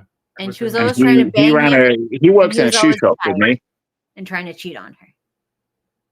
He was always too tired to sleep with her and trying to cheat on her. And talking about But when then he was when he was younger. don't forget his Mhm. his near sports career that he had. Yes. He won touchdown or something and 4 touchdowns in a game or some garbage. Yeah. Anyways, I think Al look, Bundy. honestly, and I've seen memes about this and it is true. He was the best dad from our childhood sitcom dads, other than the Family Matters guy and the Cosby. other than like the black dads. Don't forget though, he was also in Yeah, he was also in seriously. Modern Family though. He was also in Modern Family, and that was like a better relationship that he had. Yeah, Modern Modern Family. Family. Actually, you're right. Yeah, Modern Family. She didn't work. She was. And she genuinely fucking loved him. Oh, the Spanish girl, Yeah. Yeah. Sofia Vergara. Sofia Vergara. Please don't Yes. ever do that voice again. I'm Oh my sorry. God. Yeah, she's gorgeous, but she so fucking sounds like a tranny. Oh gosh. She does. She does. Anyways, I saw her once at the mall here before when she was just a model.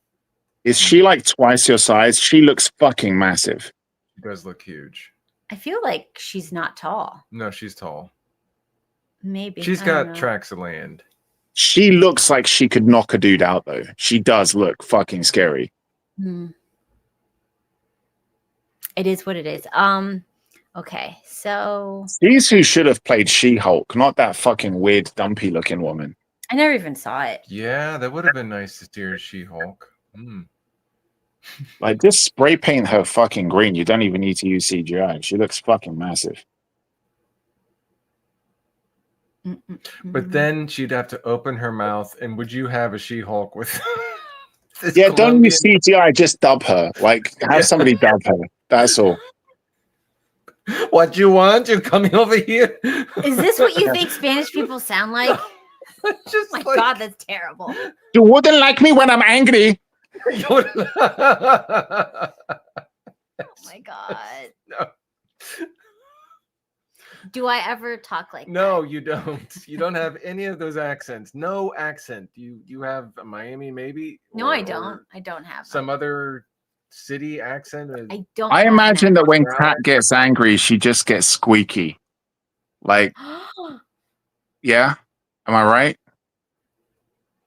Squeaky? No. No, it's loud. It gets really loud. Mhm. Yeah. You have to get earplugs. I mean, yeah.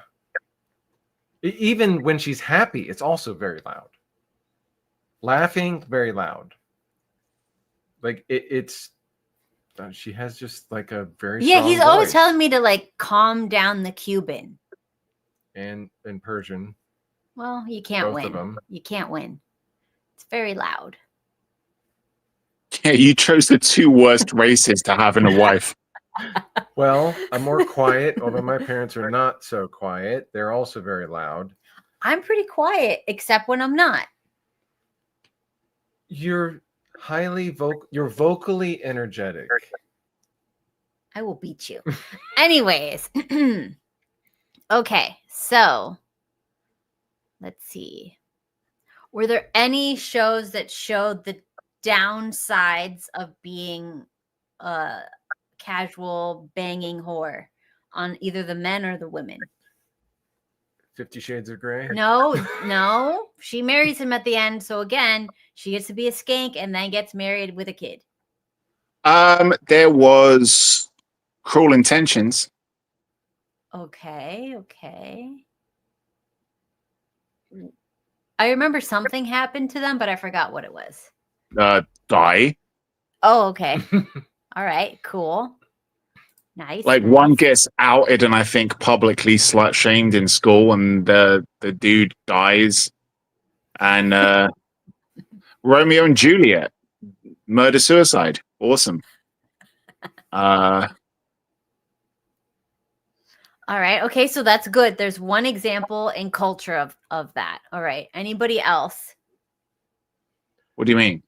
Does anybody like any Bachelor movie where he gets like STDs or There was a film, a really fucked up bad film called Kids, oh yeah, well, yes, which that was after I that remember film, that. you only needed that one film. You only needed that one film to just be like, if you rock up at a party, don't fuck some chick, like because she could just be infested. Yeah. Well, it didn't really stop anyone though. It wasn't scary enough for people. Yeah, I think it's because not enough people saw that film. Yeah, Sex Education. that's a The recent TV show. series. Talking about like back when we were kids. Oh. What did we grow up with? I didn't have much television in the house. So Oh gosh. Anyway, Freddy Krueger. I don't know. Okay. Anything about like maybe like a girl where she's promiscuous and then she has to face terrible lifelong well, you consequences? could argue, you could say like Terminator, right? If she didn't have a one night stand with some dude who claimed he was from the future, then you wouldn't have a Terminator chasing after her trying to kill her. Ah, that's good. That's good. Interesting. I like that one. Never thought of that. Mm-hmm. Didn't even Okay. think that happened in the film. But Do you remember there was shows up. She fucks a dude who basically is a homeless tramp. He's wearing a homeless tramp dude's trousers, right? Mhm. Like he shows up in an alleyway naked, robs a tramp, and she sees this dude is in a confined space in a car with this dude who's been running around getting sweaty in a tramp's trousers. And she still fucks the dude. Huh? Yeah. Kyle Reese was John Connor's dad. I don't And remember. Do you remember? she fucks that dude and therefore is pregnant with the kid who's meant to be the savior of humanity. And it's only because she had a one night stand with that tramp. If she never fucked him, Skynet never would have sent a Terminator back to try and kill her. Mm-hmm. But they did. They were like, hey, we need to send Terminators back to kill this bitch. What bitch? Oh, some girl who's going to have a one night stand with a fucking tramp who tells her that he's from the future. I mean, how dumb do you have to be to fuck a dude who's like, I'm from the future? Well, you know, And he looks and smells like a tramp. And at no point does she think, hang on a second, I think you might be a meth head. You look homeless. You definitely smell homeless.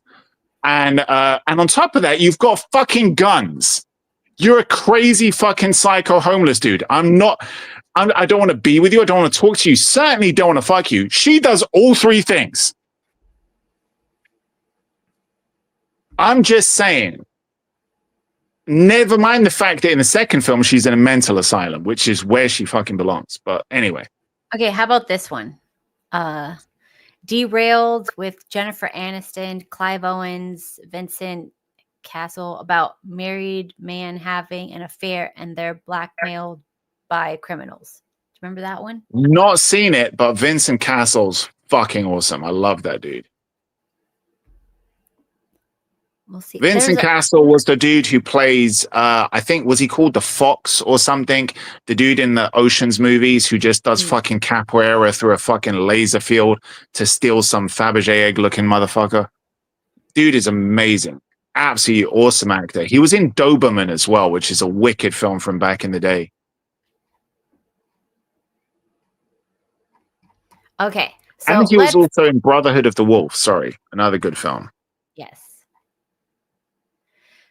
So let's talk about how psychological principles can impact when you're seeing stuff over and over. So some things, social learning, when you see people in a social situation, like watching shows on TV, you go, this is what's normal, and you will emulate it, especially if you're watching it when you're young.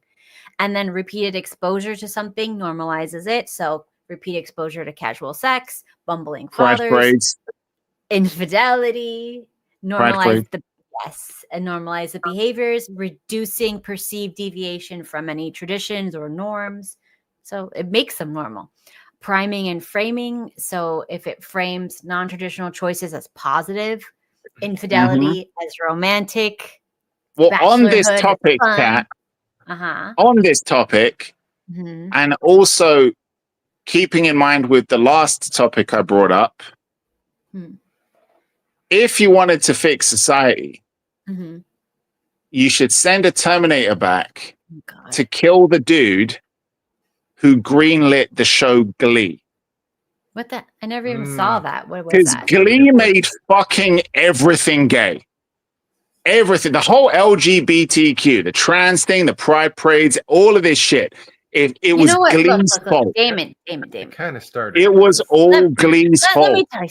Look, I don't mind that so much because the less people that are straight, the less competition for the straight people that are left.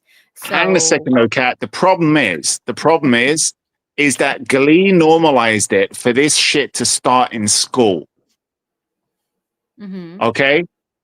It's all well and good if you want to make a show like fucking Friends when it's people who already fucked their life up because they're like three of them sharing a fucking flat. But when you're a grown-up adult, okay, cool. Have that. But they did it in fucking school. Were they banging in school? Was that what it was about? It was a gay show about kids singing in a glee club. So I never watched an episode, but I Isn't that caught every bits and pieces drama of it. club in school ever? The thing is, yes, you're right. You're right. But those kids, what happens to them? They get the shit kicked out of them. They get bullied mercilessly until they straighten out. No, we didn't do But that. but Glee made it seem like it's cool. Everyone's like, it's fucking cool. It's cool. This is great. This is like the best thing you could do. And then what came off of the back of Glee? High School Musical. Oh, it promoted It promoted it. Tell me, if it's so fucking good, to live like that, why didn't Zac Efron carry on just being like a little musical theater kid? Why did he decide to shoot more steroids than the fucking Rock and get pumped up? Because he realized this is the shit that I have to do to myself so that I can get actual pussy. Oh my gosh. That was disturbing. He's creepy looking though. He's trying to look like, who's that 70s guy? To be fair to him, though, he started looking creepy after a really nasty accident that he had. That's when they cloned he smacked his whole fucking jaw open. His jaw and his chin were all fucking absolutely smashed to pieces. So like he got some weird kind of like jaw repair and had to do some therapy that like made his whole bottom jaw look really weird. Gross.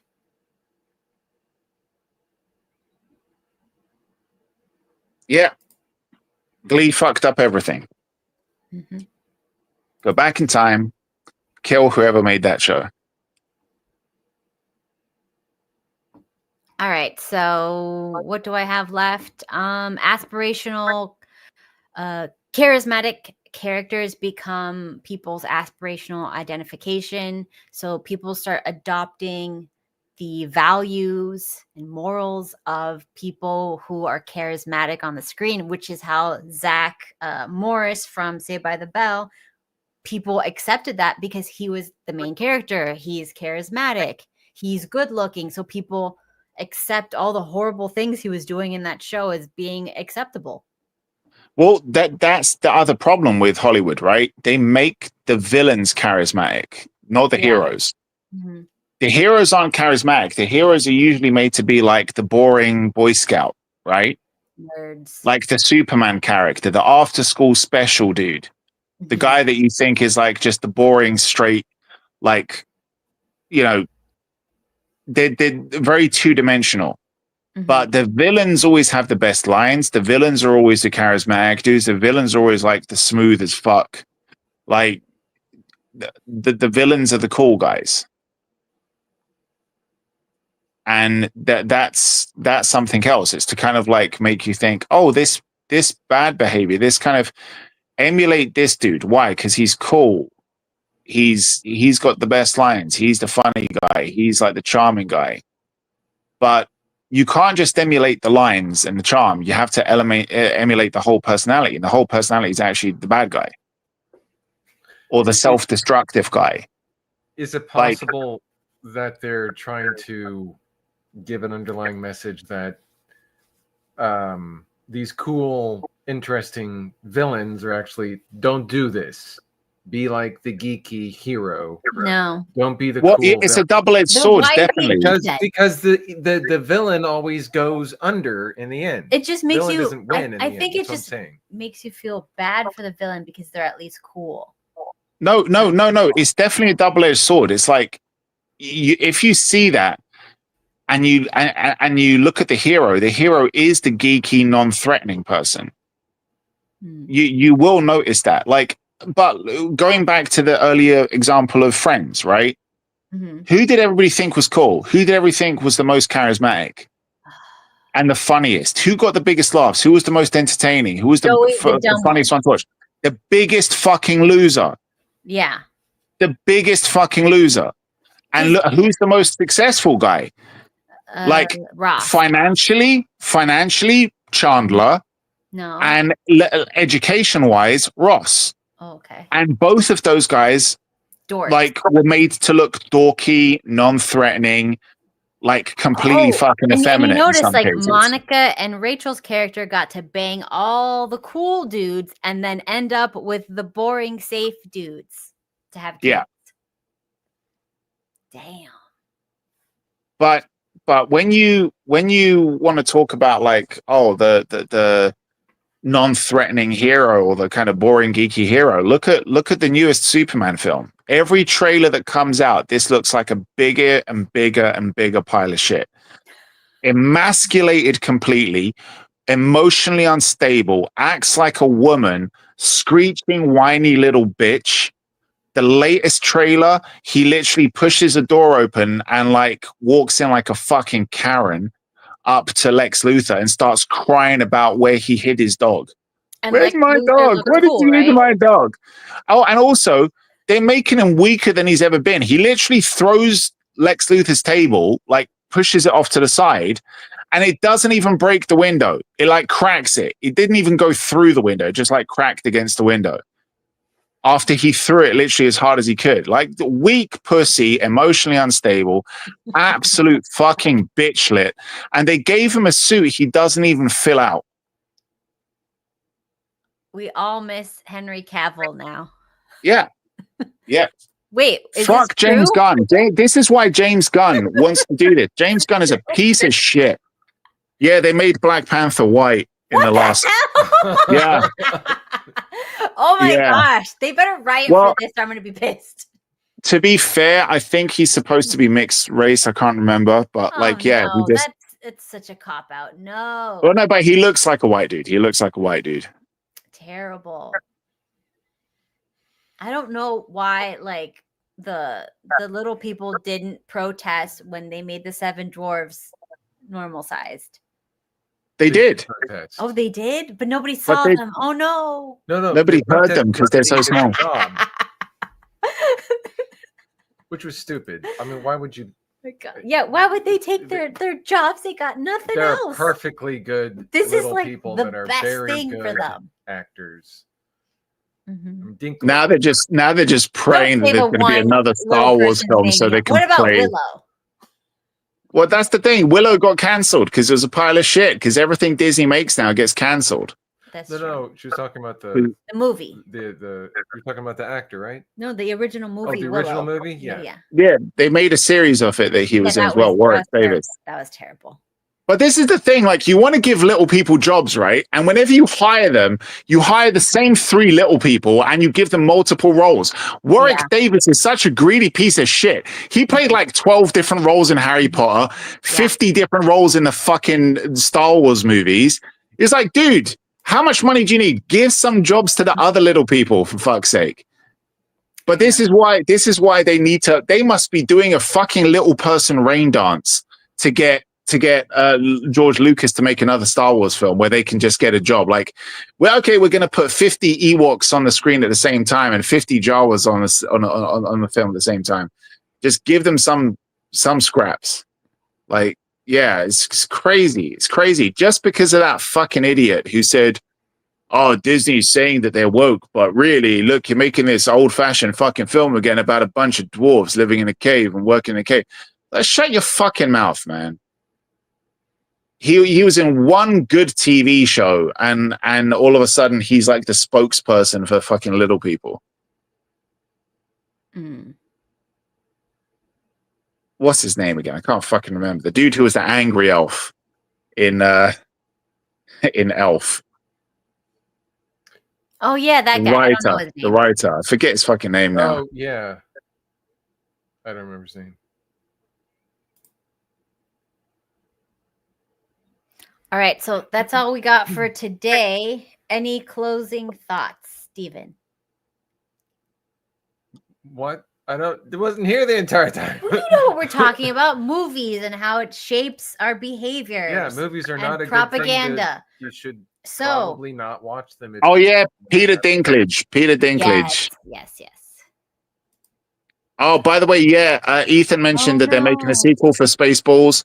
Apparently, Mel Brooks is heavily involved in it. He wanted to make it for a long time. Okay. The only issue is his number. It's gonna be super lame. No. Like, if Mel Brooks is as involved as he said, that's cool. The problem is whether or not the studios are going to let him make it the way he wants to make it. But also, let's not forget, like, when was the last time you watched Spaceballs? Because when you're a kid, it's amazing. But when you get a bit older, you're like, this actually isn't very good. It's kind of shitty. Yeah, it's a little cheesy. It was last time I did see it was like, I've got. Yeah, we couldn't. But you know, unlike Blazing Saddles, you watch Blazing Saddles when you're a kid, it's fucking amazing. You watch it when you're older, it's even better.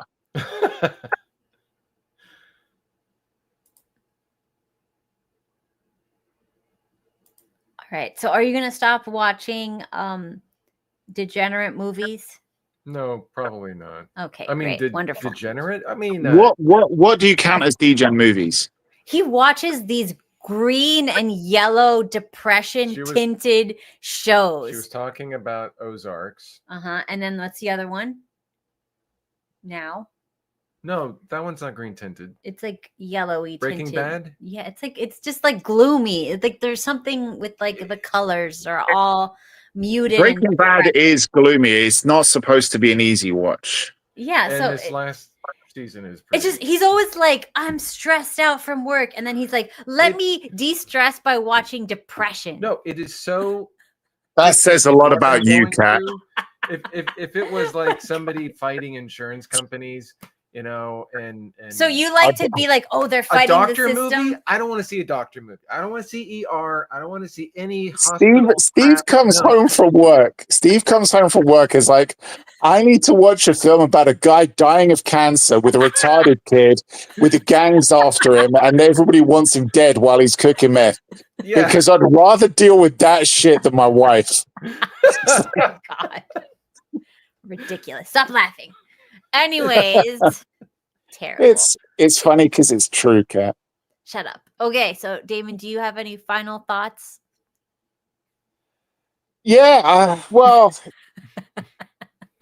propaganda is always going to be propaganda. Like, there's a reason why so many people who fund these agendas put money into Hollywood. So obviously they know that shit works. Mm-hmm.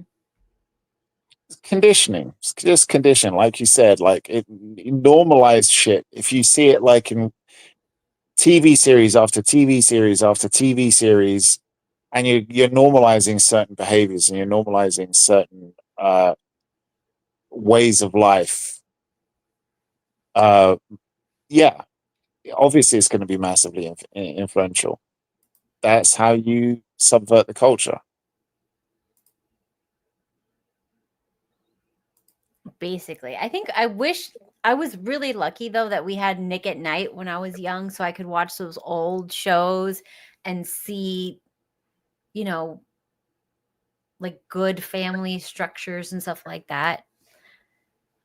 I mean, I don't feel like the kids have that anymore. There's no vintage old shows. And I know like in the 60s they used to have these like kind of like infomercial type shows, but like teaching people how to like grooming, teaching the importance of grooming and how to groom. Wait, what? Yeah, they used to have this Grooming stuff. children? No, The not importance of that. grooming children. And how to groom Cleaning children. themselves. Stop. Shut up. Cleaning themselves. How to Great. no, shush. How to like, do your hair for girls, do makeup that doesn't look overdone for girls. They would have these type of shows in the 50s and the 60s. And then they would have stuff like showing a couple fighting and then critique, this is what they did wrong. And then they'd show another couple fighting, this is what they did right. See the difference so you don't make the same mistakes. And I feel like we need that. We need it probably as blatant as they did it in the 40s and the 50s, because I don't think we understand nuance anymore because everybody's very Well, look, literal. you can't have the problem with this is that you can't say we're going to have rules and standards for how you're going to make a show or a film. And if you do have it, people are going to know that this is a scary level of censorship. This happened in Britain back in the 60s and 70s, where they tried to have this kind of censorship for what was allowed on TV and film. Now, if you say like any film that you make or any kind of program that you're going to put out there, you have to have like messages that are going to like reinforce good behaviors in a society. People are going to think that that's a little bit creepy. That's a don't little think bit so. dystopian. Well, No, how they will, Kat. how about when they wouldn't show dead bodies, like in the old time, they would just show the reaction to them, and it was always very somber instead of like Yeah, I know. And show the grotesqueness. you can't make gritty, hard hitting I stuff don't like want that. gritty heart hit stuff. I No, but don't you think we need do. that. There's a time and a place for it. No, there But isn't. It's sick. yeah, there It's is. demonic. Well, that's the whole idea of horror films. Well, yeah, it's demonic. It creates horrible imagery in your head.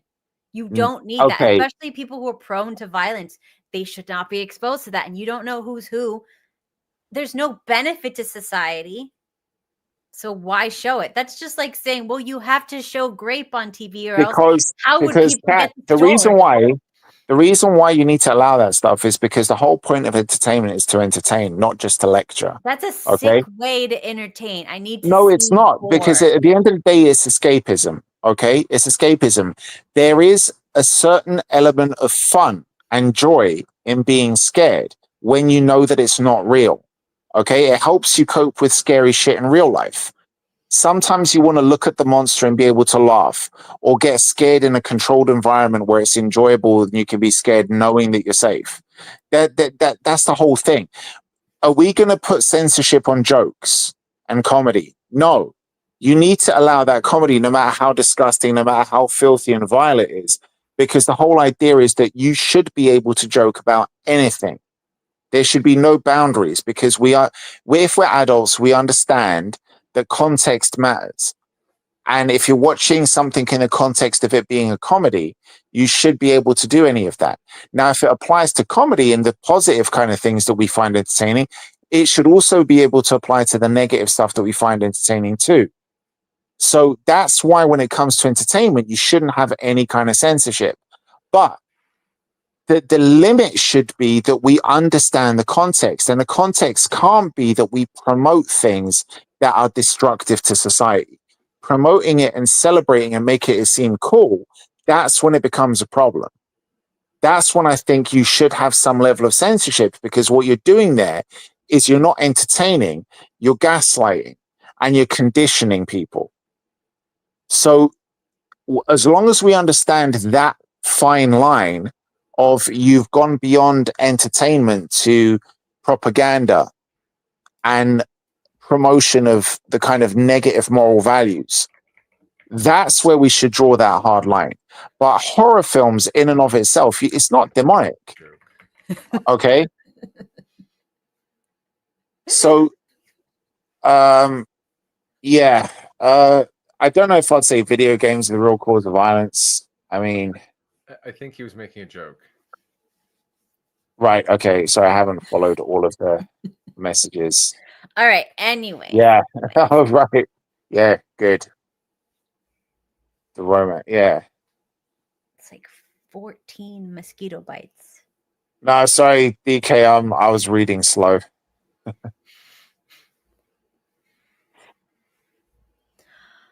Oh boy. Anyways, so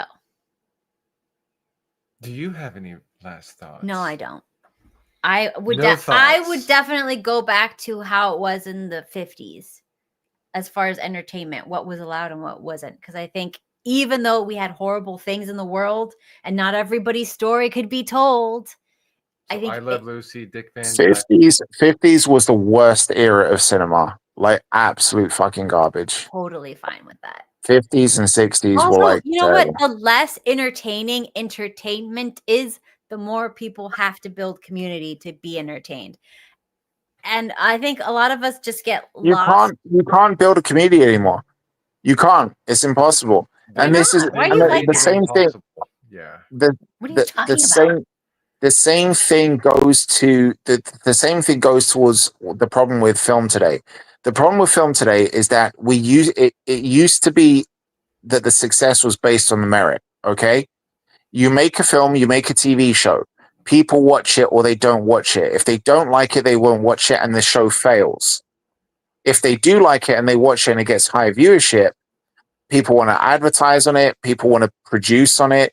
It gets more money, it gets funded for extra seasons, it gets renewed, right?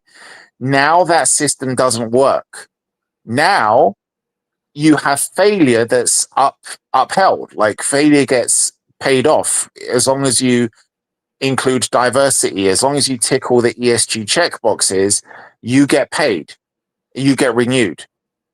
Because the Soros money, the BlackRock money all comes into it to make more of that shit that promotes the agenda that they want to promote. So it isn't merit based anymore.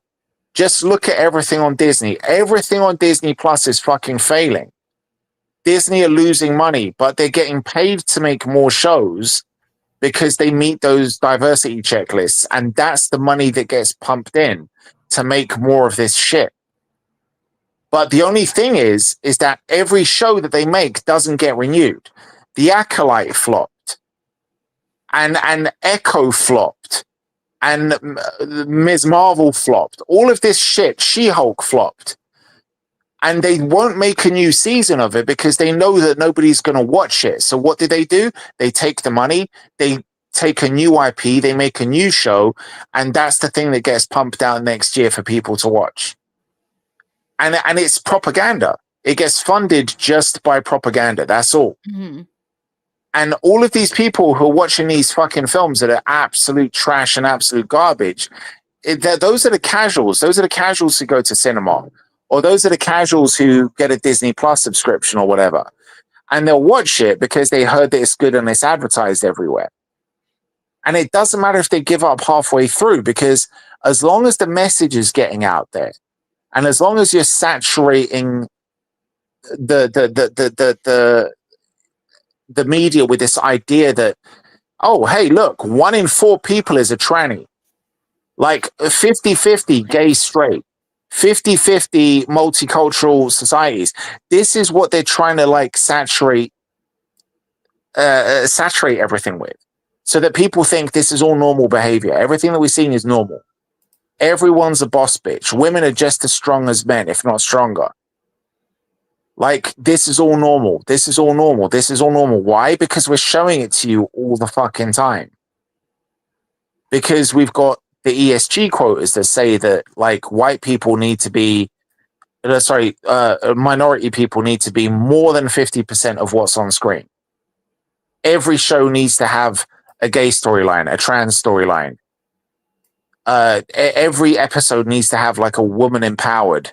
Like, this is the programming. And it's got nothing to do with merit anymore. The reason why you think the 50s are good is because the 50s was when good ideas succeeded. And you needed good writers that were going to write something that the audiences were going to pay to see. Nobody is telling Disney now, we're only going to greenlight the movie if you get a good script writer and the story is something the audience want to see. Nobody is making movies that look like the audience want to see this. They're making the movies that are the safe bets that they know that they're going to get the ESG money for. They want payment up front. And that's what you get when you tick those ESG boxes. They say, we're going to give you the money right now. You've already made your profit. Now screen it in the cinemas. And if you make some extra money, okay. If you lose, you don't really lose because we've already covered your losses up front. That's how ESG works in Hollywood.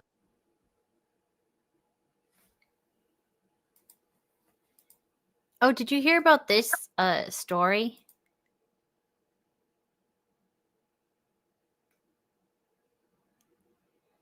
No. Oh, what? They're the same guy. What do you mean? Huh? Is that no? I'm not sure. Sorry. What was the story? Right here, he's accused of killing New River pastor Bill Shaneman, and he admits to our camera, to our Lauren Clark, that he is responsible for that brutal murder. He made no bones about it. He says this was part of a plan to kill 14 Christian leaders in 10 states across the country. Lauren Clark now joins us live to explain, and we've got to warn you up front, these details are disturbing. But we're going to tell you anyway. Well, John and Ellen, first of all, I think they before I wish go they into the could show details us. of that interview, You get all I the want to views. start with the man who is the victim in this case. I think that is super important. Pastor Bill Shaneman. He was beloved in his community. This was a man, Oh my according to people who gosh, knew him really well, who would do needs to calm anything to that help hand out a down. person in need, a light in his Oh, community, geez, a light She's that like Adam shake Schiff waking and admitted to bird me right handing here at in the the same time. Coconino jail about 2 hours ago Superior that should he took. comment on He these showed no arms. remorse or regret for his actions. Oh my gosh, are they gonna just go off? Led into the room in shackles, Adam Christopher Schiff admitted to murder. Did you kill Pastor Bill Shaneman? Yes. He justified his Wow. actions with religion, citing Okay, Kat. Christian pastors. It's because they just get a girl in a tight dress with big tits to ask him the question. Did you kill? I killed whoever you want me to have killed. Just yes to everything you're going to ask me. Oh my gosh. Is there anything else you want me to say? Come on, man. That's going to be his court defense is like not guilty, but you admitted to it. They just put big tits in my face. I've been in jail She with was all these sitting men. right in front of me and she didn't even cross her legs. Good God. Anyways, so he crucified some dude and he was gonna do it to like 11 more pastors or something like that. That takes a lot of effort to crucify someone. I know. Yeah. I mean, was the guy moving at the time or did he like knock him out and then nail him? Anyways, I mean, let's be just the weight of the respectful. body and just See, this is why you shouldn't watch all these like Breaking Bad movies. You have How like, did he do it though? No, Did he that's not coming from actually Breaking Bad. It's coming from our did he heart. lift the cross? Did he lift the cross afterwards, or did he just nail him to the Good to the God. cross on the ground? How Well, did he do it?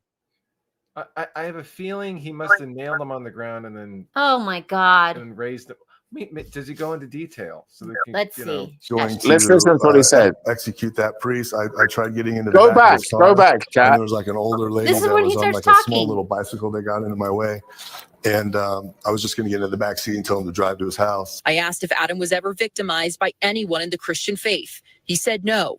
He said his family is Christian and that he had a good childhood. But He denied his being mentally Hebrew- unwell. But Pastor Bill, speaking to people who knew and loved him, his family, he helped people get back on the right track in this world. He helped a woman who was living out of her car go into a house and get her life back on track. Do you think what you took was precious or valuable in any way? Adam answered that question with a religious tangent. He said he was not sorry for what he did. Will I apologize for my actions? Absolutely not. Adam also told me that he had used drugs before, but he did not believe that that is impacting his mental state. He also said he would be okay with execution. Reporting live here in Oh my God. I'm okay with your execution. You can crucify me right now, lady. Oh my gosh. How about you do it right now? My mental state is very secure, ma'am. I'd like this fine lady to crucify me. Oh gosh. Anyways, You've if you got, go like- on the hold on, if you go on the Tiki Talks, you can hear where he describes exactly what he did and why, and all his religious ideologies and weird shit. But I don't want to play that here. But you guys can check it out if you're interested. It's on the TikToks.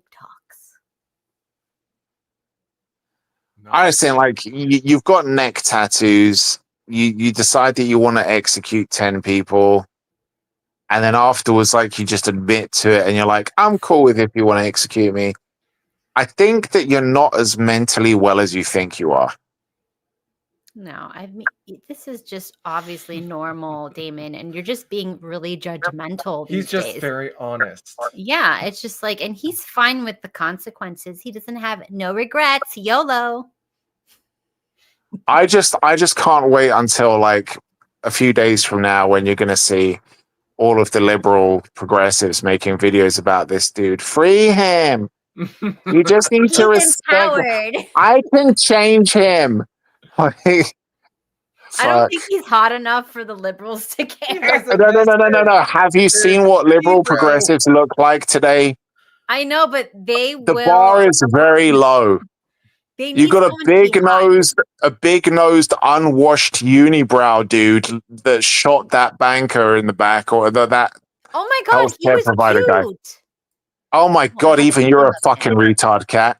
The dude is the fucking unibrow, dude, just fucking weird, dirty looking tramp. I need to Oh get my him back god, on it's Luigi. What's his name? Luigi. Yeah. L-U-I. Louis. I-G. Oh, here we go. Luigi Mangione. Sims 4. There we go. Yes. This is what we're talking about. All right. Very nice. Okay. So this how do I He's share got a nose that would make Hitler roll in his grave. I'm and sorry. He's got the unibrow. He's got it. Yeah, oh right, yeah, that's what he really looked like. Yeah. Oh yeah, go to the side profile. Thank you. Thank you. Thank you. You made it a lot smaller, but you can still tell. Yes. Giga Chad. I agree. Yeah. See, this is like See, everybody on both sides was like, free him. No, they won't. Yes, they were. No, they won't. Stop hating. Stop hating. No, they won't. Anyways, my Jake Sim died. Cat's lost. Cat's lost. She's gonna say that horror movies are demonic, and she's a brainwashed fucking progressive that's pro censorship, but she wants to free Luigi. Cat, you need Jesus. Well, Luigi did. Look, Steven's for him too. Service. Steven's like, free him.